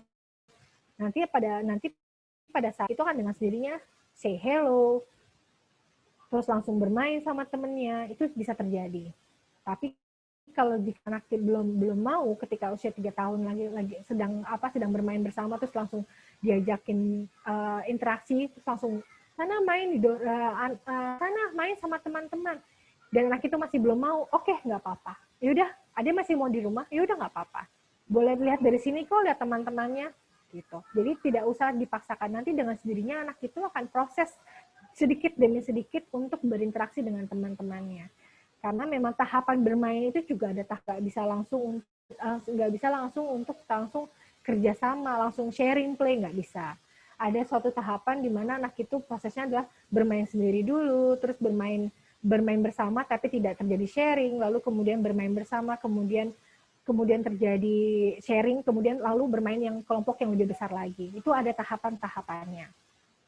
Pastikan di sini adalah kita tidak memaksakan hal-hal tersebut terhadap anak. Tapi kita bisa berikan anak itu lingkungan sosial, ajak anak itu sering ajak kumpul bersama keluarga besar, gitu. Jadi berikan dari sana dengan dari sananya anak itu akan merasa aman, nyaman, barulah dia bisa berinteraksi. Nah, yang terjadi adalah kita dari semua pemahaman anak tersebut, disinilah peran kita sebagai orang dewasa. Ubah cara pandang kita, ubah cara memahami anak-anak kita dengan kita melihat dari sudut pandang anak kita, gitu. Jadi biarkan anak itu kalau ketika sedang bermain masak-masakan, kita lihat dari sudut pandang, oh anakku lagi tertarik masak-masakan, jadi ada, oh aku boleh nggak ya ajak anak itu ke dapur? Tertarik pasti kan anak-anak ajak ke dapur. Jadi ketika mereka, oh mau nggak bantuin ibu di dapur? Mau bu, pasti anaknya akan jawab. Yang terjadi adalah kita berikan aktivitas metik-metik pokok, metik-metik daun, metik-metik sayur, terus kenalin berbagai macam umbi-umbian, dan lain-lain tersebut. Jadi kita ubah sudut pandang kita dengan cara memahami apa yang sedang mereka lakukan, apa yang mereka tertarik untuk saat ini. Untuk slide berikutnya adalah berikanlah seperti ini. Kemudian ada pendekatan ala Montessori yang pasti adalah berhubungan dengan konkret dan sensorial. Jadi kalau di dalam filosofi Montessori itu pastikan benda-benda yang diajak buat main itu adalah bentuknya konkret. Jika anak itu dikenalin buah semangka, kasihlah bentuk semangka aslinya. Terus dibelah, ajak anak itu belah semangkanya. Ketika dibelah itu juga terjadi pembelajaran di sana. Oh, Dek, coba kita belah semangkanya yuk. Oh, semangka dalamnya ada apa? Warnanya apa? Kita bisa ajak kenal warna. Terus bisa kita, oh ada bijinya Bu. Oh, biji-bijinya bisa kita hitung nggak ya? Kita kumpulin biji-bijinya, kita hitung. Bisa main hitung-hitungan di sana. Kemudian kita bisa rasakan. Coba dimakan semangkanya. Rasanya apa, Dek? Oh, rasanya manis. Oh iya, terjadilah salah satu dalam membantu penyempurnaan indera mereka, mengenal rasa. Dia mengenal bentuk semangka, dia mengenal rasa buah semangka, dia mengenal warna, warna merah. Dia mengenal kulitnya, terus mengenal teksturnya, buah semangka kulitnya keras, dan ketika dimakan lembut. Dan ini di pelajaran membaca, anak itu konkret mengenal bentuk berbagai macam yang dia paham. Gambar kuda. Kuda di sini adalah kasih bentuk konkretnya. Kuda itu memiliki 4 kaki, punya bulu, punya kupingnya seperti ini. Dan ini adalah gambar kuda seperti aslinya. Jadi di sini kartunya asli, persis hidup seperti habitat aslinya. Bukan kuda imajinasi, bukan kuda poni, bukan kuda kayak film kartun poni, itu bukan. Berikanlah kuda persis dengan habitat aslinya. Benar-benar kuda asli. Oh, kuda berarti kalau di aslinya seperti ini ya Bu ya? Oh iya, aku pernah lihat di kebun binatang. Oke. Nah, dari sana akan kita membantu untuk dari mengenal gambar kuda, anak itu akan membantu tahapan pra membaca. Pra membaca di mana gambar kuda, di bawahnya ada tulisan kuda. Dari sana anak itu akan membentuk tahapan membaca, membentuk susunan huruf kuda. Jadi ada benda konkret, ada benda yang disentuh, sehingga anak itu merasakan dengan sejatinya benda apakah itu. Gitu. Jadi penting sekali kalau di dalam metode Montessori itu hal-hal tersebut itu bisa disentuh oleh anak, bisa dipegang atau diraba oleh anak. Jadi kalau misalnya mengenali besar kecil, pastikan bendanya ada yang besar, ada yang kecil. Jika ingin dikenalkan bentuk warnanya, pastikan warna-warnanya sangat kontras, warna merah, biru, kuning itu ada warnanya, jelas detail, tidak tercampur dengan warna-warna lainnya. Kemudian kalau dikenalkan dengan panjang pendek, kenalkan bentuk yang panjang, kenalkan bentuk yang pendek aslinya. Jadi mereka akan karena memang dalam tahap perkembangan 0 sampai 6 tahun itu anak itu belajarnya masih dalam tahap konkret, belum bisa yang abstrak, belum bisa yang berimajinasi di dalam pikirannya, belum bisa kalau menghitung itu butuh ada medianya, butuh ada media objek untuk menghitungnya, tidak langsung bisa pakai tangan, tidak bisa langsung pakai kertas. Jadi hal-hal seperti itu dibutuhkan di dalam dalam pendekatan ala Montessori. Jadi kita kalau mau ajakin anak untuk bermain hitung-hitung, berikanlah ada objek hitungannya. Misalnya menghitung jumlah hewan. Angka 1 berarti hewannya cuma 1. Angka 2 berarti hewannya ada 2. Hal-hal seperti itu adalah karena memang anak itu masih dalam tahap konkret. Lalu slide berikutnya adalah tentang, nah, disinilah orang dewasa hanya perlu mengubah mindset, mengubah cara pandang, mengubah perspektif kita dalam memahami anak. Jangan berikan reaksi, amati dulu. Jadi kalau misalnya ada suatu hal kejadian, ada suatu cerita dari teman saya, dia menceritakan seperti ini. Iya, Mbak Rai, saya punya pengalaman begini. Anak saya mau ngambil gelas, dia mau ngambil minum. Tapi saya lupa, gelasnya belum disetting, gelasnya belum ditaruh tempat yang aman, gelasnya belum ditaruh tempat yang akses yang mudah didapat anak. Gelasnya ditaruh di rak piring, habis dicuci, belum ada gelas yang ditaruh rak gitu, belum ada yang ditaruh laci gitu. Dan dia ngambil pakai kursi Mbak Rai, ngambil kursi, terus yang terjadi kursinya dengklek, kursinya agak miring sebelah, ketika dia ngambil gelas, gelasnya jatuh. Nah, hal terjadi yang pertama kali waktu itu belum kenal itu adalah saya reaksi. Ada yang sedang ngapain, mau ngapain? Dan hal-hal seperti itu yang terjadi. Padahal kalau kita melihat sudut pandang anak, oh, anak kita mau ngambil minum ternyata. Oh, aku salah taruhnya, harusnya taruhnya di jangkauan yang tempat yang letaknya anak mudah didapat.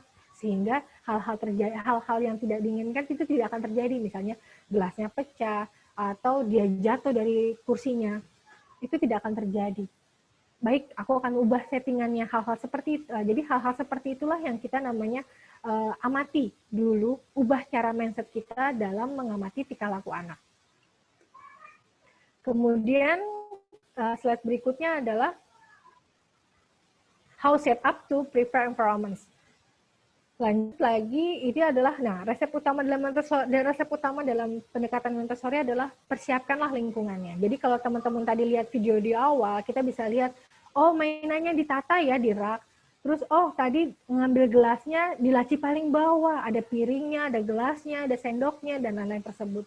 Dan kemudian kalau ambil minum ada tekonya. Tapi kalau teman-teman muda yang dalam hal hidup sekarang ini mungkin airnya bisa ambil dispenser. Nah, dispensernya mudah dijangkau.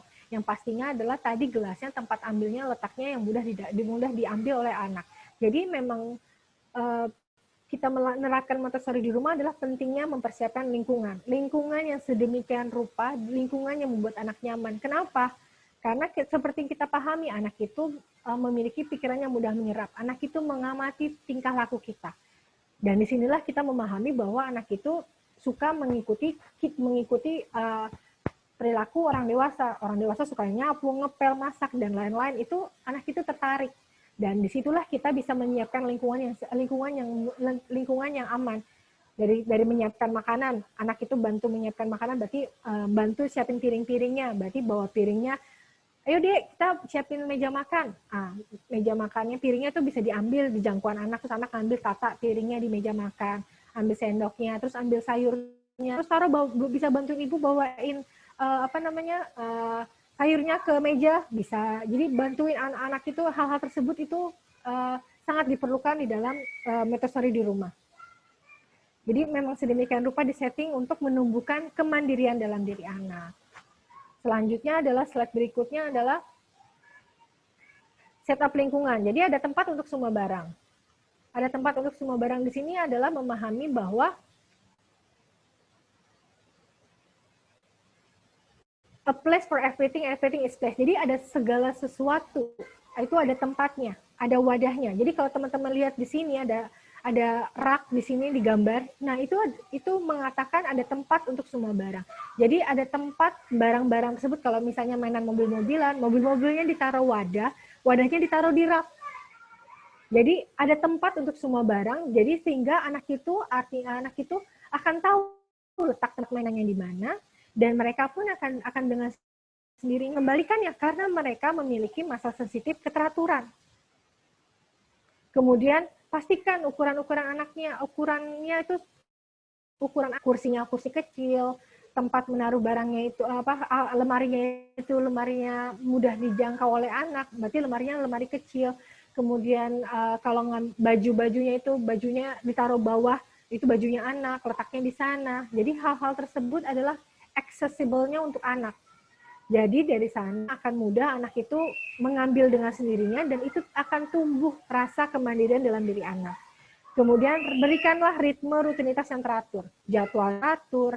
Yang pasti adalah anak itu punya keteraturan dalam hidupnya. Jadi kita bisa berikan jadwal rutinitas. Misalnya jam 6 biasanya dia bangun tidur terus dia main pagi dulu. Terus jam 7 pulang dia minta makan.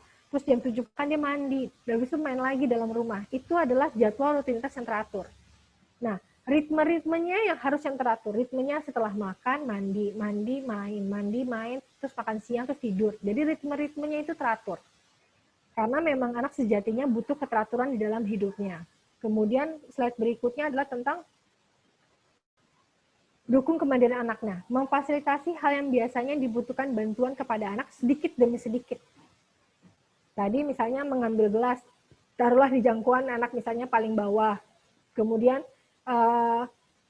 bantuan sedikit demi sedikit, misalnya ketika melepas baju, memakai baju. Yang pertama ketika dia mau ke kamar mandi, dia mau mandi. Yang pertama dilakukan adalah melepas celananya sendiri. Kemudian dia belum bisa membuka bajunya. Kita bisa bantu sedikit. Ini deh tangannya dimasukin ke sini terus dibuka ya. Sampai sini bisa bantuin ibu kan untuk ngangkatin kepala baju lubang bajunya ke atas. Oke, boleh habis ini simpan di mana? Di mesin cuci ya Bu? Ya, boleh. Atau di ember cuci ya Bu? Ya, boleh. Simpan di ember cucian ya Nak. Nah, hal-hal tersebut adalah memfasilitasi bantuan sedikit demi sedikit di dalam lingkungan rumahnya. Jadi misalnya kalau tadi cuci baju, pakaian kotor, taruh ada pakaian kotornya di sana. Kemudian terapkan aturan dan lingkungan yang konsisten. Yang pasti ada lingkungan yang ada aturan dasar, setiap rumah masing-masing memiliki aturannya. Misalnya tidak boleh tidak boleh berlari dalam rumah. Itu aturan dasar. Jadi teman-teman bisa bilang kalau di dalam rumah tidak boleh berlari, kalau mau berlari silakan di luar. Jadi berikan aturan-aturan tersebut konsisten. Jadi tidak akan mengakibatkan hal-hal tersebut menghambat dalam perkembangan atau masa sensitifnya anak. Nah, contoh-contoh aktivitasnya apa sih? Slide berikutnya adalah tentang contoh-contoh aktivitasnya yang kita bisa berikan di dalam rumah. Misalnya membawa makanan atau air dari dapur ke meja makan. Jadi bisa bantuin, boleh nggak bantuin ibu bawa makanan?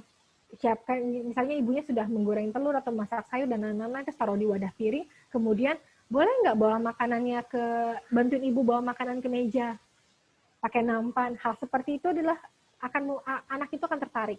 Kemudian atau bermain terus taruh di mejanya. Ada meja kecil buat meja dia main di rumah, itu boleh seperti itu.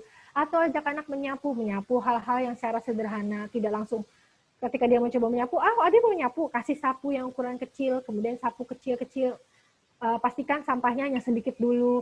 Kemudian ajakin, anaknya mau ngepel, oke, ada mau ngepel. Ketika selesai main cat atau apa, dia mau ngepel, aku mau ngepel Bu, oke, kita berikan pelnya. Kita peras dulu airnya, nih udah diperas sama ibu airnya, karena hal diperas adalah anak tidak bisa melakukan hal perasan tersebut. Nih setelah diperas, ini boleh dipel, biarkan anak itu ngepel sendirinya. Walaupun kerjanya belum 100% bersih, belum 100% betul. Akan terjadi berulang kali, akan terjadi pengulangan-pengulangan kegiatan tersebut. Jadi biarkan saja hal tersebut. Terus kita bisa ajak anak itu membantu ngelap jendela, membantu merapikan mainan, membantu mengelap mainan, atau kita bisa ajak anak itu ke pasar, atau membantu memilah-milah laundry baju kotor. Ya, karena kita mau mau bantu cuci baju mau. Oke, ajarkan pilah baju, kita kenalkan memilah baju adik, baju kakak, baju ayah, baju mbak yang mana, seperti itu. Itu sudah termasuk kegiatan aktivitas sederhana di rumah. Memilah-milah itu sudah membantu mengklasifikasikan bentuk, segala macam model baju. Kemudian membantu di dapur dalam hal tadi memetik sayur, memotong tahu, tempe, mengenal berbagai macam rasa, gula, garam, dan lain-lain. Hal tersebut juga termasuk melibatkan aktivitas sehari-hari. Kita misalnya lagi masak, terus ibu lagi nuang apa? Ibu lagi nuang gula. Aku mau coba dong Bu. Oke, dikasihlah gulanya. Dicobain, rasanya apa deh? Asam. Gula coba-cobain. Manis Bu. Oke, manis. Jadi hal-hal tersebut adalah aktivitas sehari-hari di rumah. Kemudian bisa ajak berkebun, menyiram tanaman, atau ajak nanam-nanam di depan, seperti itu, dalam hal kegiatan sehari-hari. Atau dalam kegiatan sehari-hari adalah kebersihan dirinya sendiri, seperti makan sendiri, cuci piringnya sendiri, pakai bajunya sendiri, pakai sepatu. Pastikan ketika dia makan sendiri itu meja kursinya itu tempatnya ada. Ketika dia ngambil makanan sendiri, letak piringnya mudah dijangkau. Ketika ngambil ngambil nasinya di magic jar bisa dibuka oleh anaknya sendiri atau dibantu oleh ibunya, terus anaknya ngambil nasinya sendiri. Dan ketika makan, aku mau coba cuci piring Bu sendiri. Oke, kalau cuci piringnya tadi wastafelnya tinggi, kasih dengkle. Kalau cuci piringnya jongkok, berarti kasih jongkok untuk anak duduk di bawah. Hal-hal tersebut adalah memfasilitasi. Kemudian pakai baju sendiri. Oke, ada mau pakai baju apa? Biarkanlah anak untuk memilih keputusan untuk memilih pakai bajunya sendiri. Dia mau pakai baju ini. Oke, bajunya ada di sana ya, di kamar, di paling bawah. Kan letaknya mudah diambil oleh anaknya sendiri. Kemudian pakai sepatu. Ada rak sepatunya, letaknya di sana, sehingga dengan sendirinya kalau anak itu mau keluar, anak itu akan mengambil sepatunya sendiri dengan sendirinya, tanpa perlu kita untuk meminta, ayo cepetan cari sepatunya di mana gitu. dan tak perlu. Jadi kalau sudah disetting lingkungannya, ada rak sepatu di depan, anak akan dengan sendirinya kalau keluar pakai sepatunya sendiri, pakai sendalnya sendiri, atau membantu menyiapkan tas sekolahnya sendiri. Nah, di sini salah satu contoh aktivitas sehari-hari juga untuk berhubungan dengan profesi, kebetulan ada Mbak Diani, saya membuat salah satu contoh aktivitas berhubungan dengan apoteker. Jadi mainannya di sini dibuat di rak, ditaruh di rak dan disetting satu nampan. Jadi di dalam metode Montessori itu semua permainannya sudah disiapkan di dalam nampan. Dari sana ada mainan menuang-menuang. Bisa juga kalau di sini adalah berhubungan dengan profesi apoteker. Jadi kita bisa membantu mengajak anak bermain profesi, bermain peran, terus ada bermain dengan mengukur cairan obat dengan gelas ukur, mengukur cairan obat dengan dropper, mengukur cairan obat dengan pipet, atau memindahkan cairan obat pipet ke dalam tray ashtray-nya. Hal-hal seperti itu adalah kegiatan apoteker. Kemudian menghitung obat yang sudah kadaluarsa tidak pernah dipakai ya. Pastikan anak itu terlebih dahulu mengenal pemahaman mana obat yang boleh digunakan, mana obat yang belum digunakan. Terus ajak anak itu menghitung jumlah obat. Itu termasuk sudah dalam kegiatan matematikanya, terus kegiatan bahasanya. Obat untuk apa? Untuk obat untuk mengobati penyakitku, Bu. Nah, itu termasuk bahasa juga sudah dapat. Kemudian obatnya ada warna-warni, kenal warna. Obatnya juga ada macam bentuknya, ada yang bentuknya bulat, ada yang bentuknya tablet. Itu sudah mengenal bentuk-bentuk berbagai macam obat. Itu sudah berbagai macam aktivitas dilakukan di sana. Nah, kemudian kalau misalnya anaknya sudah bisa menghitung perkalian atau dan lain-lain, kita bisa mengajak anak itu menghitung resep perkalian obat. 3x1, 1x2, hal-hal seperti itu adalah dalam tahap berhubungan aktivitas apoteker. Kemudian membaca obat atau memasangkan dengan gambar. Jadi kalau misalnya obat batuk, gambarnya, gambar sakitnya orang lagi batuk, gitu. Jadi gambar matching gambar seperti itu ditaruh di dalam nampan semuanya di sini. Terus kalau anaknya sudah bisa baca, membuat resep obat setelah membaca diagnosa kartu penyakit. Jadi misalnya anak ini pasien ini sudah batuk 3 hari sekali, batuk, demam dan sakit kepala. Lalu kita membaca penyakit tersebut, terus buatlah obatnya, bermain peran kan misalnya kayak gitu. Jadi buatlah obat-obatnya, ini ada gambar bungkus obat gitu. Jadi berikanlah obat ini untuk diberikan, obat ini adalah obat untuk penyakit pusing, obat ini penyakit demam, obat ini penyakit batuk, obat ini penyakit flu dan lain-lain seperti itu. Jadi kita bisa buat aktivitas tersebut di dalam rumah. Sederhana tapi mudah didapat oleh anak juga. Oke, dengan demikian ada salah satu memulai Montessori sederhana di rumah. Yang pastinya adalah kita memahami anak terlebih dahulu. Disinilah peran kita sebagai orang tua untuk mengenal anak, sejatinya anak secara menyeluruh. Dari minatnya, dari perkembangannya, dari kebutuhannya. Kebutuhan fisik, kebutuhan makan, kebutuhan minum, kebutuhan bermain, kebutuhan mandi, itu terpenuhi juga. Dan dari sana kita bisa menyeting lingkungan-lingkungan yang sesuai dengan tumbuh kembang anak. Sampai di sini saya sudah memberikan materi. Boleh bertanya atau ada hal something yang lain. Silakan ibu-ibu semua.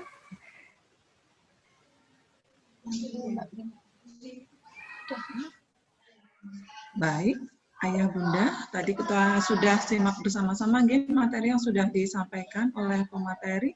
Untuk sesi selanjutnya tanya jawab, sepertinya sudah ada pertanyaan yang masuk yang akan segera dijawab oleh narasumber. Ada pertanyaan dari Bunda Nayo dan Bunda Rani tadi sepertinya, tentang paracetamol yang sudah dibuka itu bisa digunakan sampai berapa kali, dan juga tentang tadi dari Bunda Rani tentang perkembangan anak putra sama putri apakah beda, kayaknya seperti itu tadi pertanyaannya. Monggo untuk narasumber mau dijawab yang mana dulu? Oke, terima kasih Bu Siwi. Saya dulu nggih. Ya, nggih. Monggo, monggo. Baik, untuk pertanyaan pertama, apa bedanya obat yang dijual bebas dengan obat resep? Jadi kalau obat yang dijual bebas itu bisa kita dapatkan di banyak tempat. Jadi bisa kita dapatkan di apotek, di toko obat berizin, di rumah sakit, di puskesmas, di minimarket atau di supermarket itu juga kita bisa mendapatkan. Namun untuk obat resep hanya terdapat di apotek, rumah sakit atau puskesmas karena di sana sudah terdapat list-list obat yang dengan kriteria penggolongan tertentu khusus untuk obat resep. Sedangkan di tempat lainnya tidak diperbolehkan. Kemudian pertanyaan kedua, apakah kualitas dari obat dijual bebas sama dengan obat resep? Kualitasnya sama, jadi kualitas obat bebas dan obat resep itu sama. Kualitasnya itu disesuaikan dengan tujuan penggunaan obat masing-masing. Jadi apa fungsi yang dituju misalnya. Jadi kualitasnya itu berdasarkan obatnya yang akan kita minum. Kemudian kenapa ada obat yang diminum sebelum makan dan obat yang diminum sesudah makan. Jadi kalau untuk ini terkait dengan penyerapan obatnya, jadi ada obat-obat yang dapat diserap saat kondisi lambung kosong dan ada obat-obat yang hanya bisa diserap setelah lambung itu terisi, seperti itu. Kemudian pertanyaan keempat, obat penurun panas apakah untuk sekali pakai? Jika sudah disimpan sudah dibuka dan disimpan dalam kulkas, apakah aman jika nantinya digunakan lagi jika si anak sakit? Jadi obat yang untuk penurun panas jika sudah pernah dipakai akan lebih baik itu dicatat saat membuka botolnya. Jadi saat membuka botolnya, ibu-ibu, bapak-bapak bisa catat itu tanggal buka botol itu tanggal berapa. Kemudian silahkan dibungkus pakai plastik hitam. Kemudian bisa dimasukkan ke lemari es atau di tempat sejuk. Itu juga boleh supaya tidak ada gangguan dari suhu maupun dari cahaya. Itu bisa di keduanya. Kemudian nanti tidak boleh digunakan lebih dari 14 hari atau 1 bulan. Ya, jadi rentangnya ada 14 hari sampai 1 bulan. Tapi dengan catatan harus selalu dilihat kondisinya, bagaimana warnanya, berubah atau tidak, kemasannya bagaimana, kemudian baunya, itu teksturnya juga berubah atau tidak, seperti itu.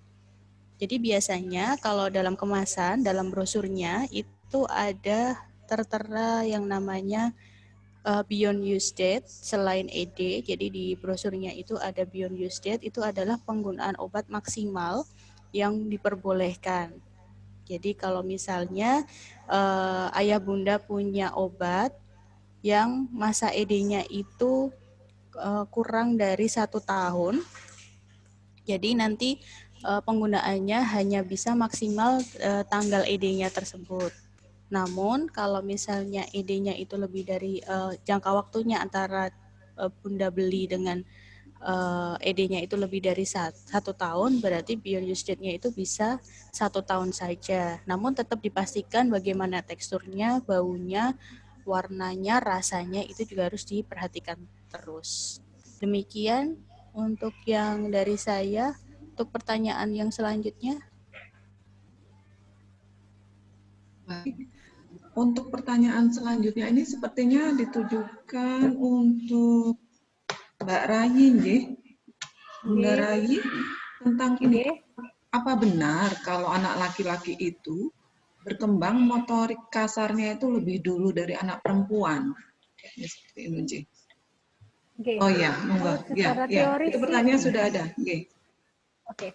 Kalau secara teori memang motorik kasar untuk anak laki-laki yang meliputi berlari, melompat, keseimbangan cenderung berkembang lebih cepat dibandingkan anak perempuan. yang justru lebih cepat mengembangkan kemampuan motorik halusnya, seperti megang pensil, menulis, dan lain-lain. Tapi ini tidak terjadi masalah, karena memang sejatinya kebutuhan anak tersebut memang butuh bergerak bersama. Jadi memang emang kemampuan motorik laki-laki itu memang lebih cepat dahulu. Tapi tidak dinamakan anak laki-laki itu berkembang lebih cepat dalam perkembangan motoriknya daripada motorik halusnya. Semuanya bisa berkembang secara bersamaan. Nah, dan sekarang ini di masanya anak bunda tersebut adalah sedang mengalami masa sensitif bergerak. Masa sensitif bergerak ini adalah anak itu butuh dipuaskan rasa bergeraknya. Dalam hal ini, jika ada kendala untuk mengatasi ada adik bayi di rumah, yang bisa kita lakukan adalah pahami ritmenya dulu. Ritmenya anak itu dari bangun tidur sampai sore hari adalah seperti apa? Jika misalnya bangun tidur, anaknya, Bu, bangun tidur aku mau jalan-jalan muter-muter. Oke, kita ajak anak kita rutinitasnya muter-muter. Sambil bawa anak kecil, kalau misalnya kecilnya udah bangun, kita ajak main bersama-sama di luar, berputar, berjalan, mengelilingi kompleks. Itu sudah termasuk salah satu dalam hal cara memuaskan rasa sensitifnya untuk bergerak. Kemudian jika anaknya, oke, adek masih, kalau misalnya sampai rumah, oh adek, Bu, aku masih mau muter-muter lagi. Kita kenalkan, adek, adek bayi dulu sebentar ya, adek bayinya boleh majak mandi dulu, kakak juga boleh makan dulu kok. Setelah adek tidur, nanti ibu akan ajak kakak bermain lagi di luar, sampai terpuaskan rasa sensitifnya. Biasanya kalau jika anak ini bermain yang lebih, kan tadi kan baru jalan-jalan, nah yang kedua adalah ajak dia melompat, berlari, lempar bola, berenang bola, dan lain-lain. Ketika adiknya sudah tidur, kita bisa ajak anak seperti itu ketika anaknya itu sudah puas dengan rasa menendang bola atau melempar atau melompat atau bermain dengkle dan lain-lain seperti itu, kita ajak masuk ke rumah, itu sudah slow down, sudah calm down, sudah tenang. Jadi setelah terpuaskan, barulah kita bisa ajak anak itu bermain hal yang lain. Jadi di sini penting banget kalau kita memahami masa sensitifnya memang butuh bergerak. Kalau memang butuh bergerak, berarti kita ajak dia keluar. Jikalau ada bayi, kita berikan pemahaman, kita berikan sounding bahwa ada bayi. Kakak sudah diajak tadi pagi, sudah ajak muter-muter. Kalau masih mau muter-muter, boleh sebentar lagi ya, tunggu adiknya main, tunggu adiknya nenen dulu, nyusu dulu, terus kakak juga boleh mandi dulu, kakak juga boleh bermain di dalam rumah dulu. Nanti setelah adiknya tidur, kita bisa main lagi di luar bareng-bareng. Gitu. Kalau adiknya bangun, berarti ajaklah adiknya keluar juga. Bisa ajak main, walaupun adiknya hanya menonton, walaupun adiknya hanya tidur. Atau kalau punya stroller, ajak adiknya ditaruh stroller, main di depan bersama-sama kakak. Ibu sama kakak bisa main sama-sama di luar. Main dengkle, main dampu, dan lain-lain seperti itu. Yang bisa mengeluarkan hasrat untuk bergeraknya anak itu terpuaskan.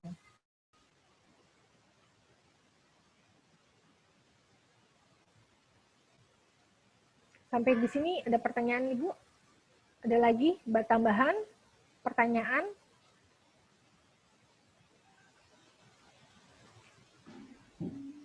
Apa ini? Bagaimana kalau anak laki-laki? Nah, untuk permainan yang bisa dilakukan tadi Bu, main nendang bola, dengkle, dampu, dan lain-lain. Adalah permainan yang berhubungan dengan motorik kasar. Kalau dekat rumahnya ada taman, ajaklah ke taman. Jadinya kalau sudah bangun, ajaklah anak bayi dan kakak-kakaknya pergi main bersama. Kalau adanya mau tidur, kita berikan pemahaman bahwa adanya butuh tidur sebentar. Ibu nenenin dulu ya, ibu mau ini dulu ya, baru kita bisa main lagi di luar. Jadi hal seperti itu sangat penting sekali untuk memahami kebutuhan anak untuk bergerak, tapi kita juga punya ada adik bayi. Situasinya adalah adik bayinya bisa diajak keluar juga.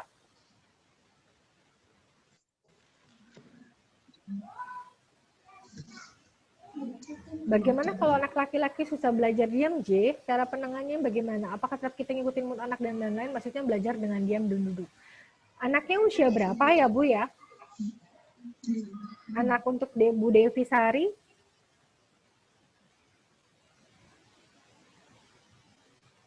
Oh, usia 5 tahun. Nah, biasanya usia 5 tahun itu kita melihat bahwa kita memahami bahwa ada tiap anak itu gaya belajarnya beda-beda, Bu. Ada gaya belajarnya kinestetik, gaya belajarnya auditori visual, ada gaya belajarnya spasial visual, dan lain-lain seperti itu. Kita pahami kalau mungkin kalau moodnya anaknya duduk, berarti tanya anaknya dulu, adek masih mau apa lagi? Adek mau coba, adek mau lompat, adek mau main apa? Atau permainannya lebih harus berbanyak untuk menarik minat anak. Misalnya kalau anaknya laki-lakinya susah belajar untuk duduk diam, berarti permainannya sambil dia berlari, atau dia sambil melompat, atau dia sambil bergerak. Misalnya bermain panah-panahan. Oh, kita hari ini panahan angka 1, 2, 3. Mau ya, Dek? Nanti boleh pukulnya angka 1. Atau main pesawat-pesawatan tangannya bergerak angka 1. Atau pakai lompat kaki, kita kasih angka, lompat kakinya 5 kali. Kita pakai lompat kaki 5 kali ya, ke dalam lubang besar ada punya hula hoop, kita hula hoopnya dibuat main lompat-lompat 5 kali. Jadi permainan aktivitasnya dibuat ragam menarik supaya anak itu tetap mau bergerak, tetap mau setelah dia anak itu bergeraknya terpuaskan juga, setelah bermain lompat-lompat sambil pakai hula hoop, pakai mengenal angka dan lain-lain, barulah ketika anak itu sudah settle down, sudah calm down dengan kebutuhan motorik gerak untuk terpuaskan, kita bisa ajak anak main itu duduk dengan belajar diam, belajar duduk ketika kita berikan kursi. Duduk di kursi atau meja, kita kasih aktivitas yang duduk diam tenang di dalam situ. Misalnya kegiatan aktivitas yang di rumah, misalnya bisa seperti air, tuang pakai pipet, mengenal warnanya masukin ke dalam gelas ukur, terus aduk-aduk, anaknya tuang-tuang ke dalam es tray pakai pipet, itu juga bisa membuat anak itu duduk diam. Jadi moodnya anak dulu dipuaskan. Anak itu minatnya, oh aku masih mau lompat-lompat, Bu.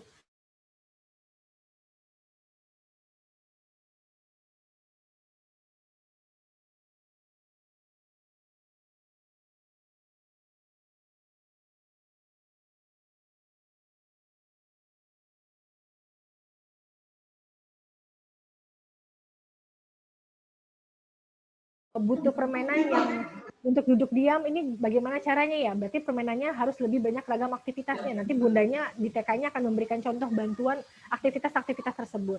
Yang pasti adalah ketika mereka anak itu untuk duduk diam itu adalah memberi aktivitas yang dia mengeluarkan motorik kasarnya terlebih dahulu. Baru ajak duduk setelah terpuaskan settle down, baru ajak anak itu duduk main yang ada ragam aktivitasnya untuk duduk tenang. Gitu. Seperti ini, Bu. Ada tanggapan, ada tambahan lagi, Bunda Devi?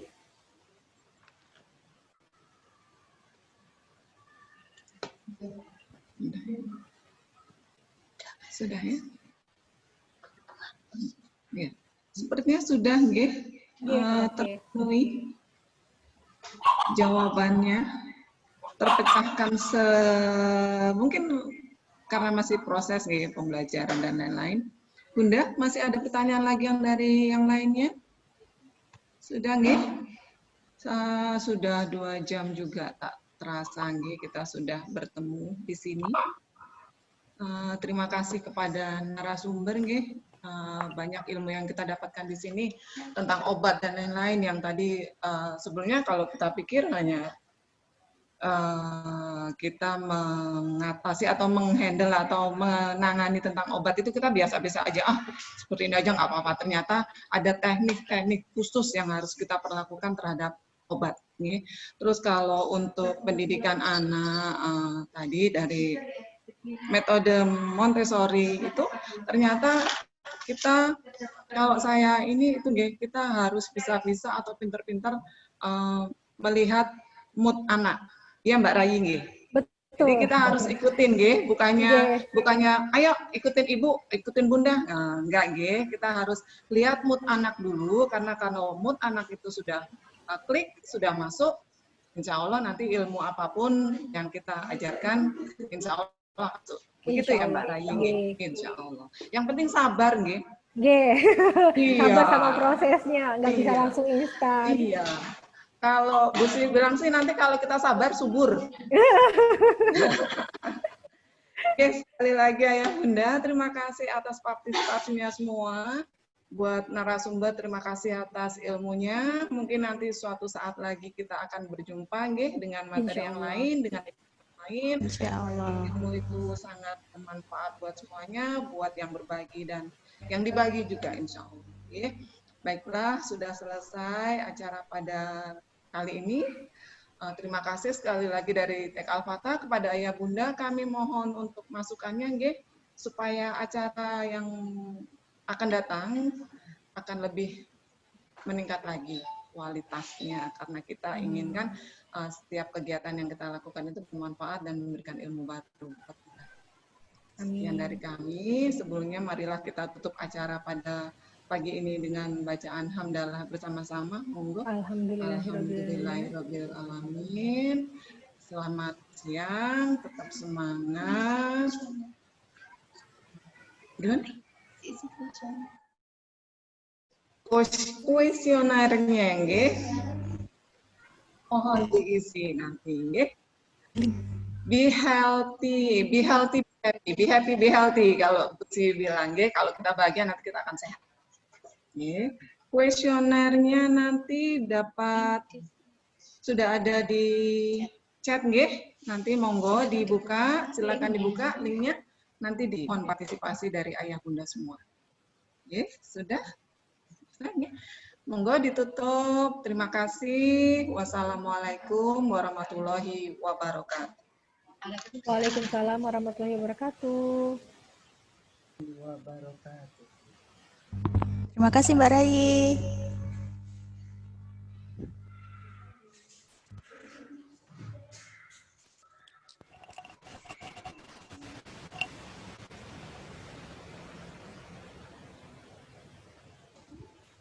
Terima kasih Mbak Rai.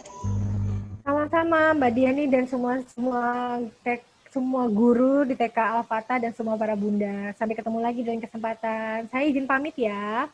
Ya. Assalamualaikum warahmatullahi wabarakatuh. Waalaikumsalam warahmatullahi wabarakatuh.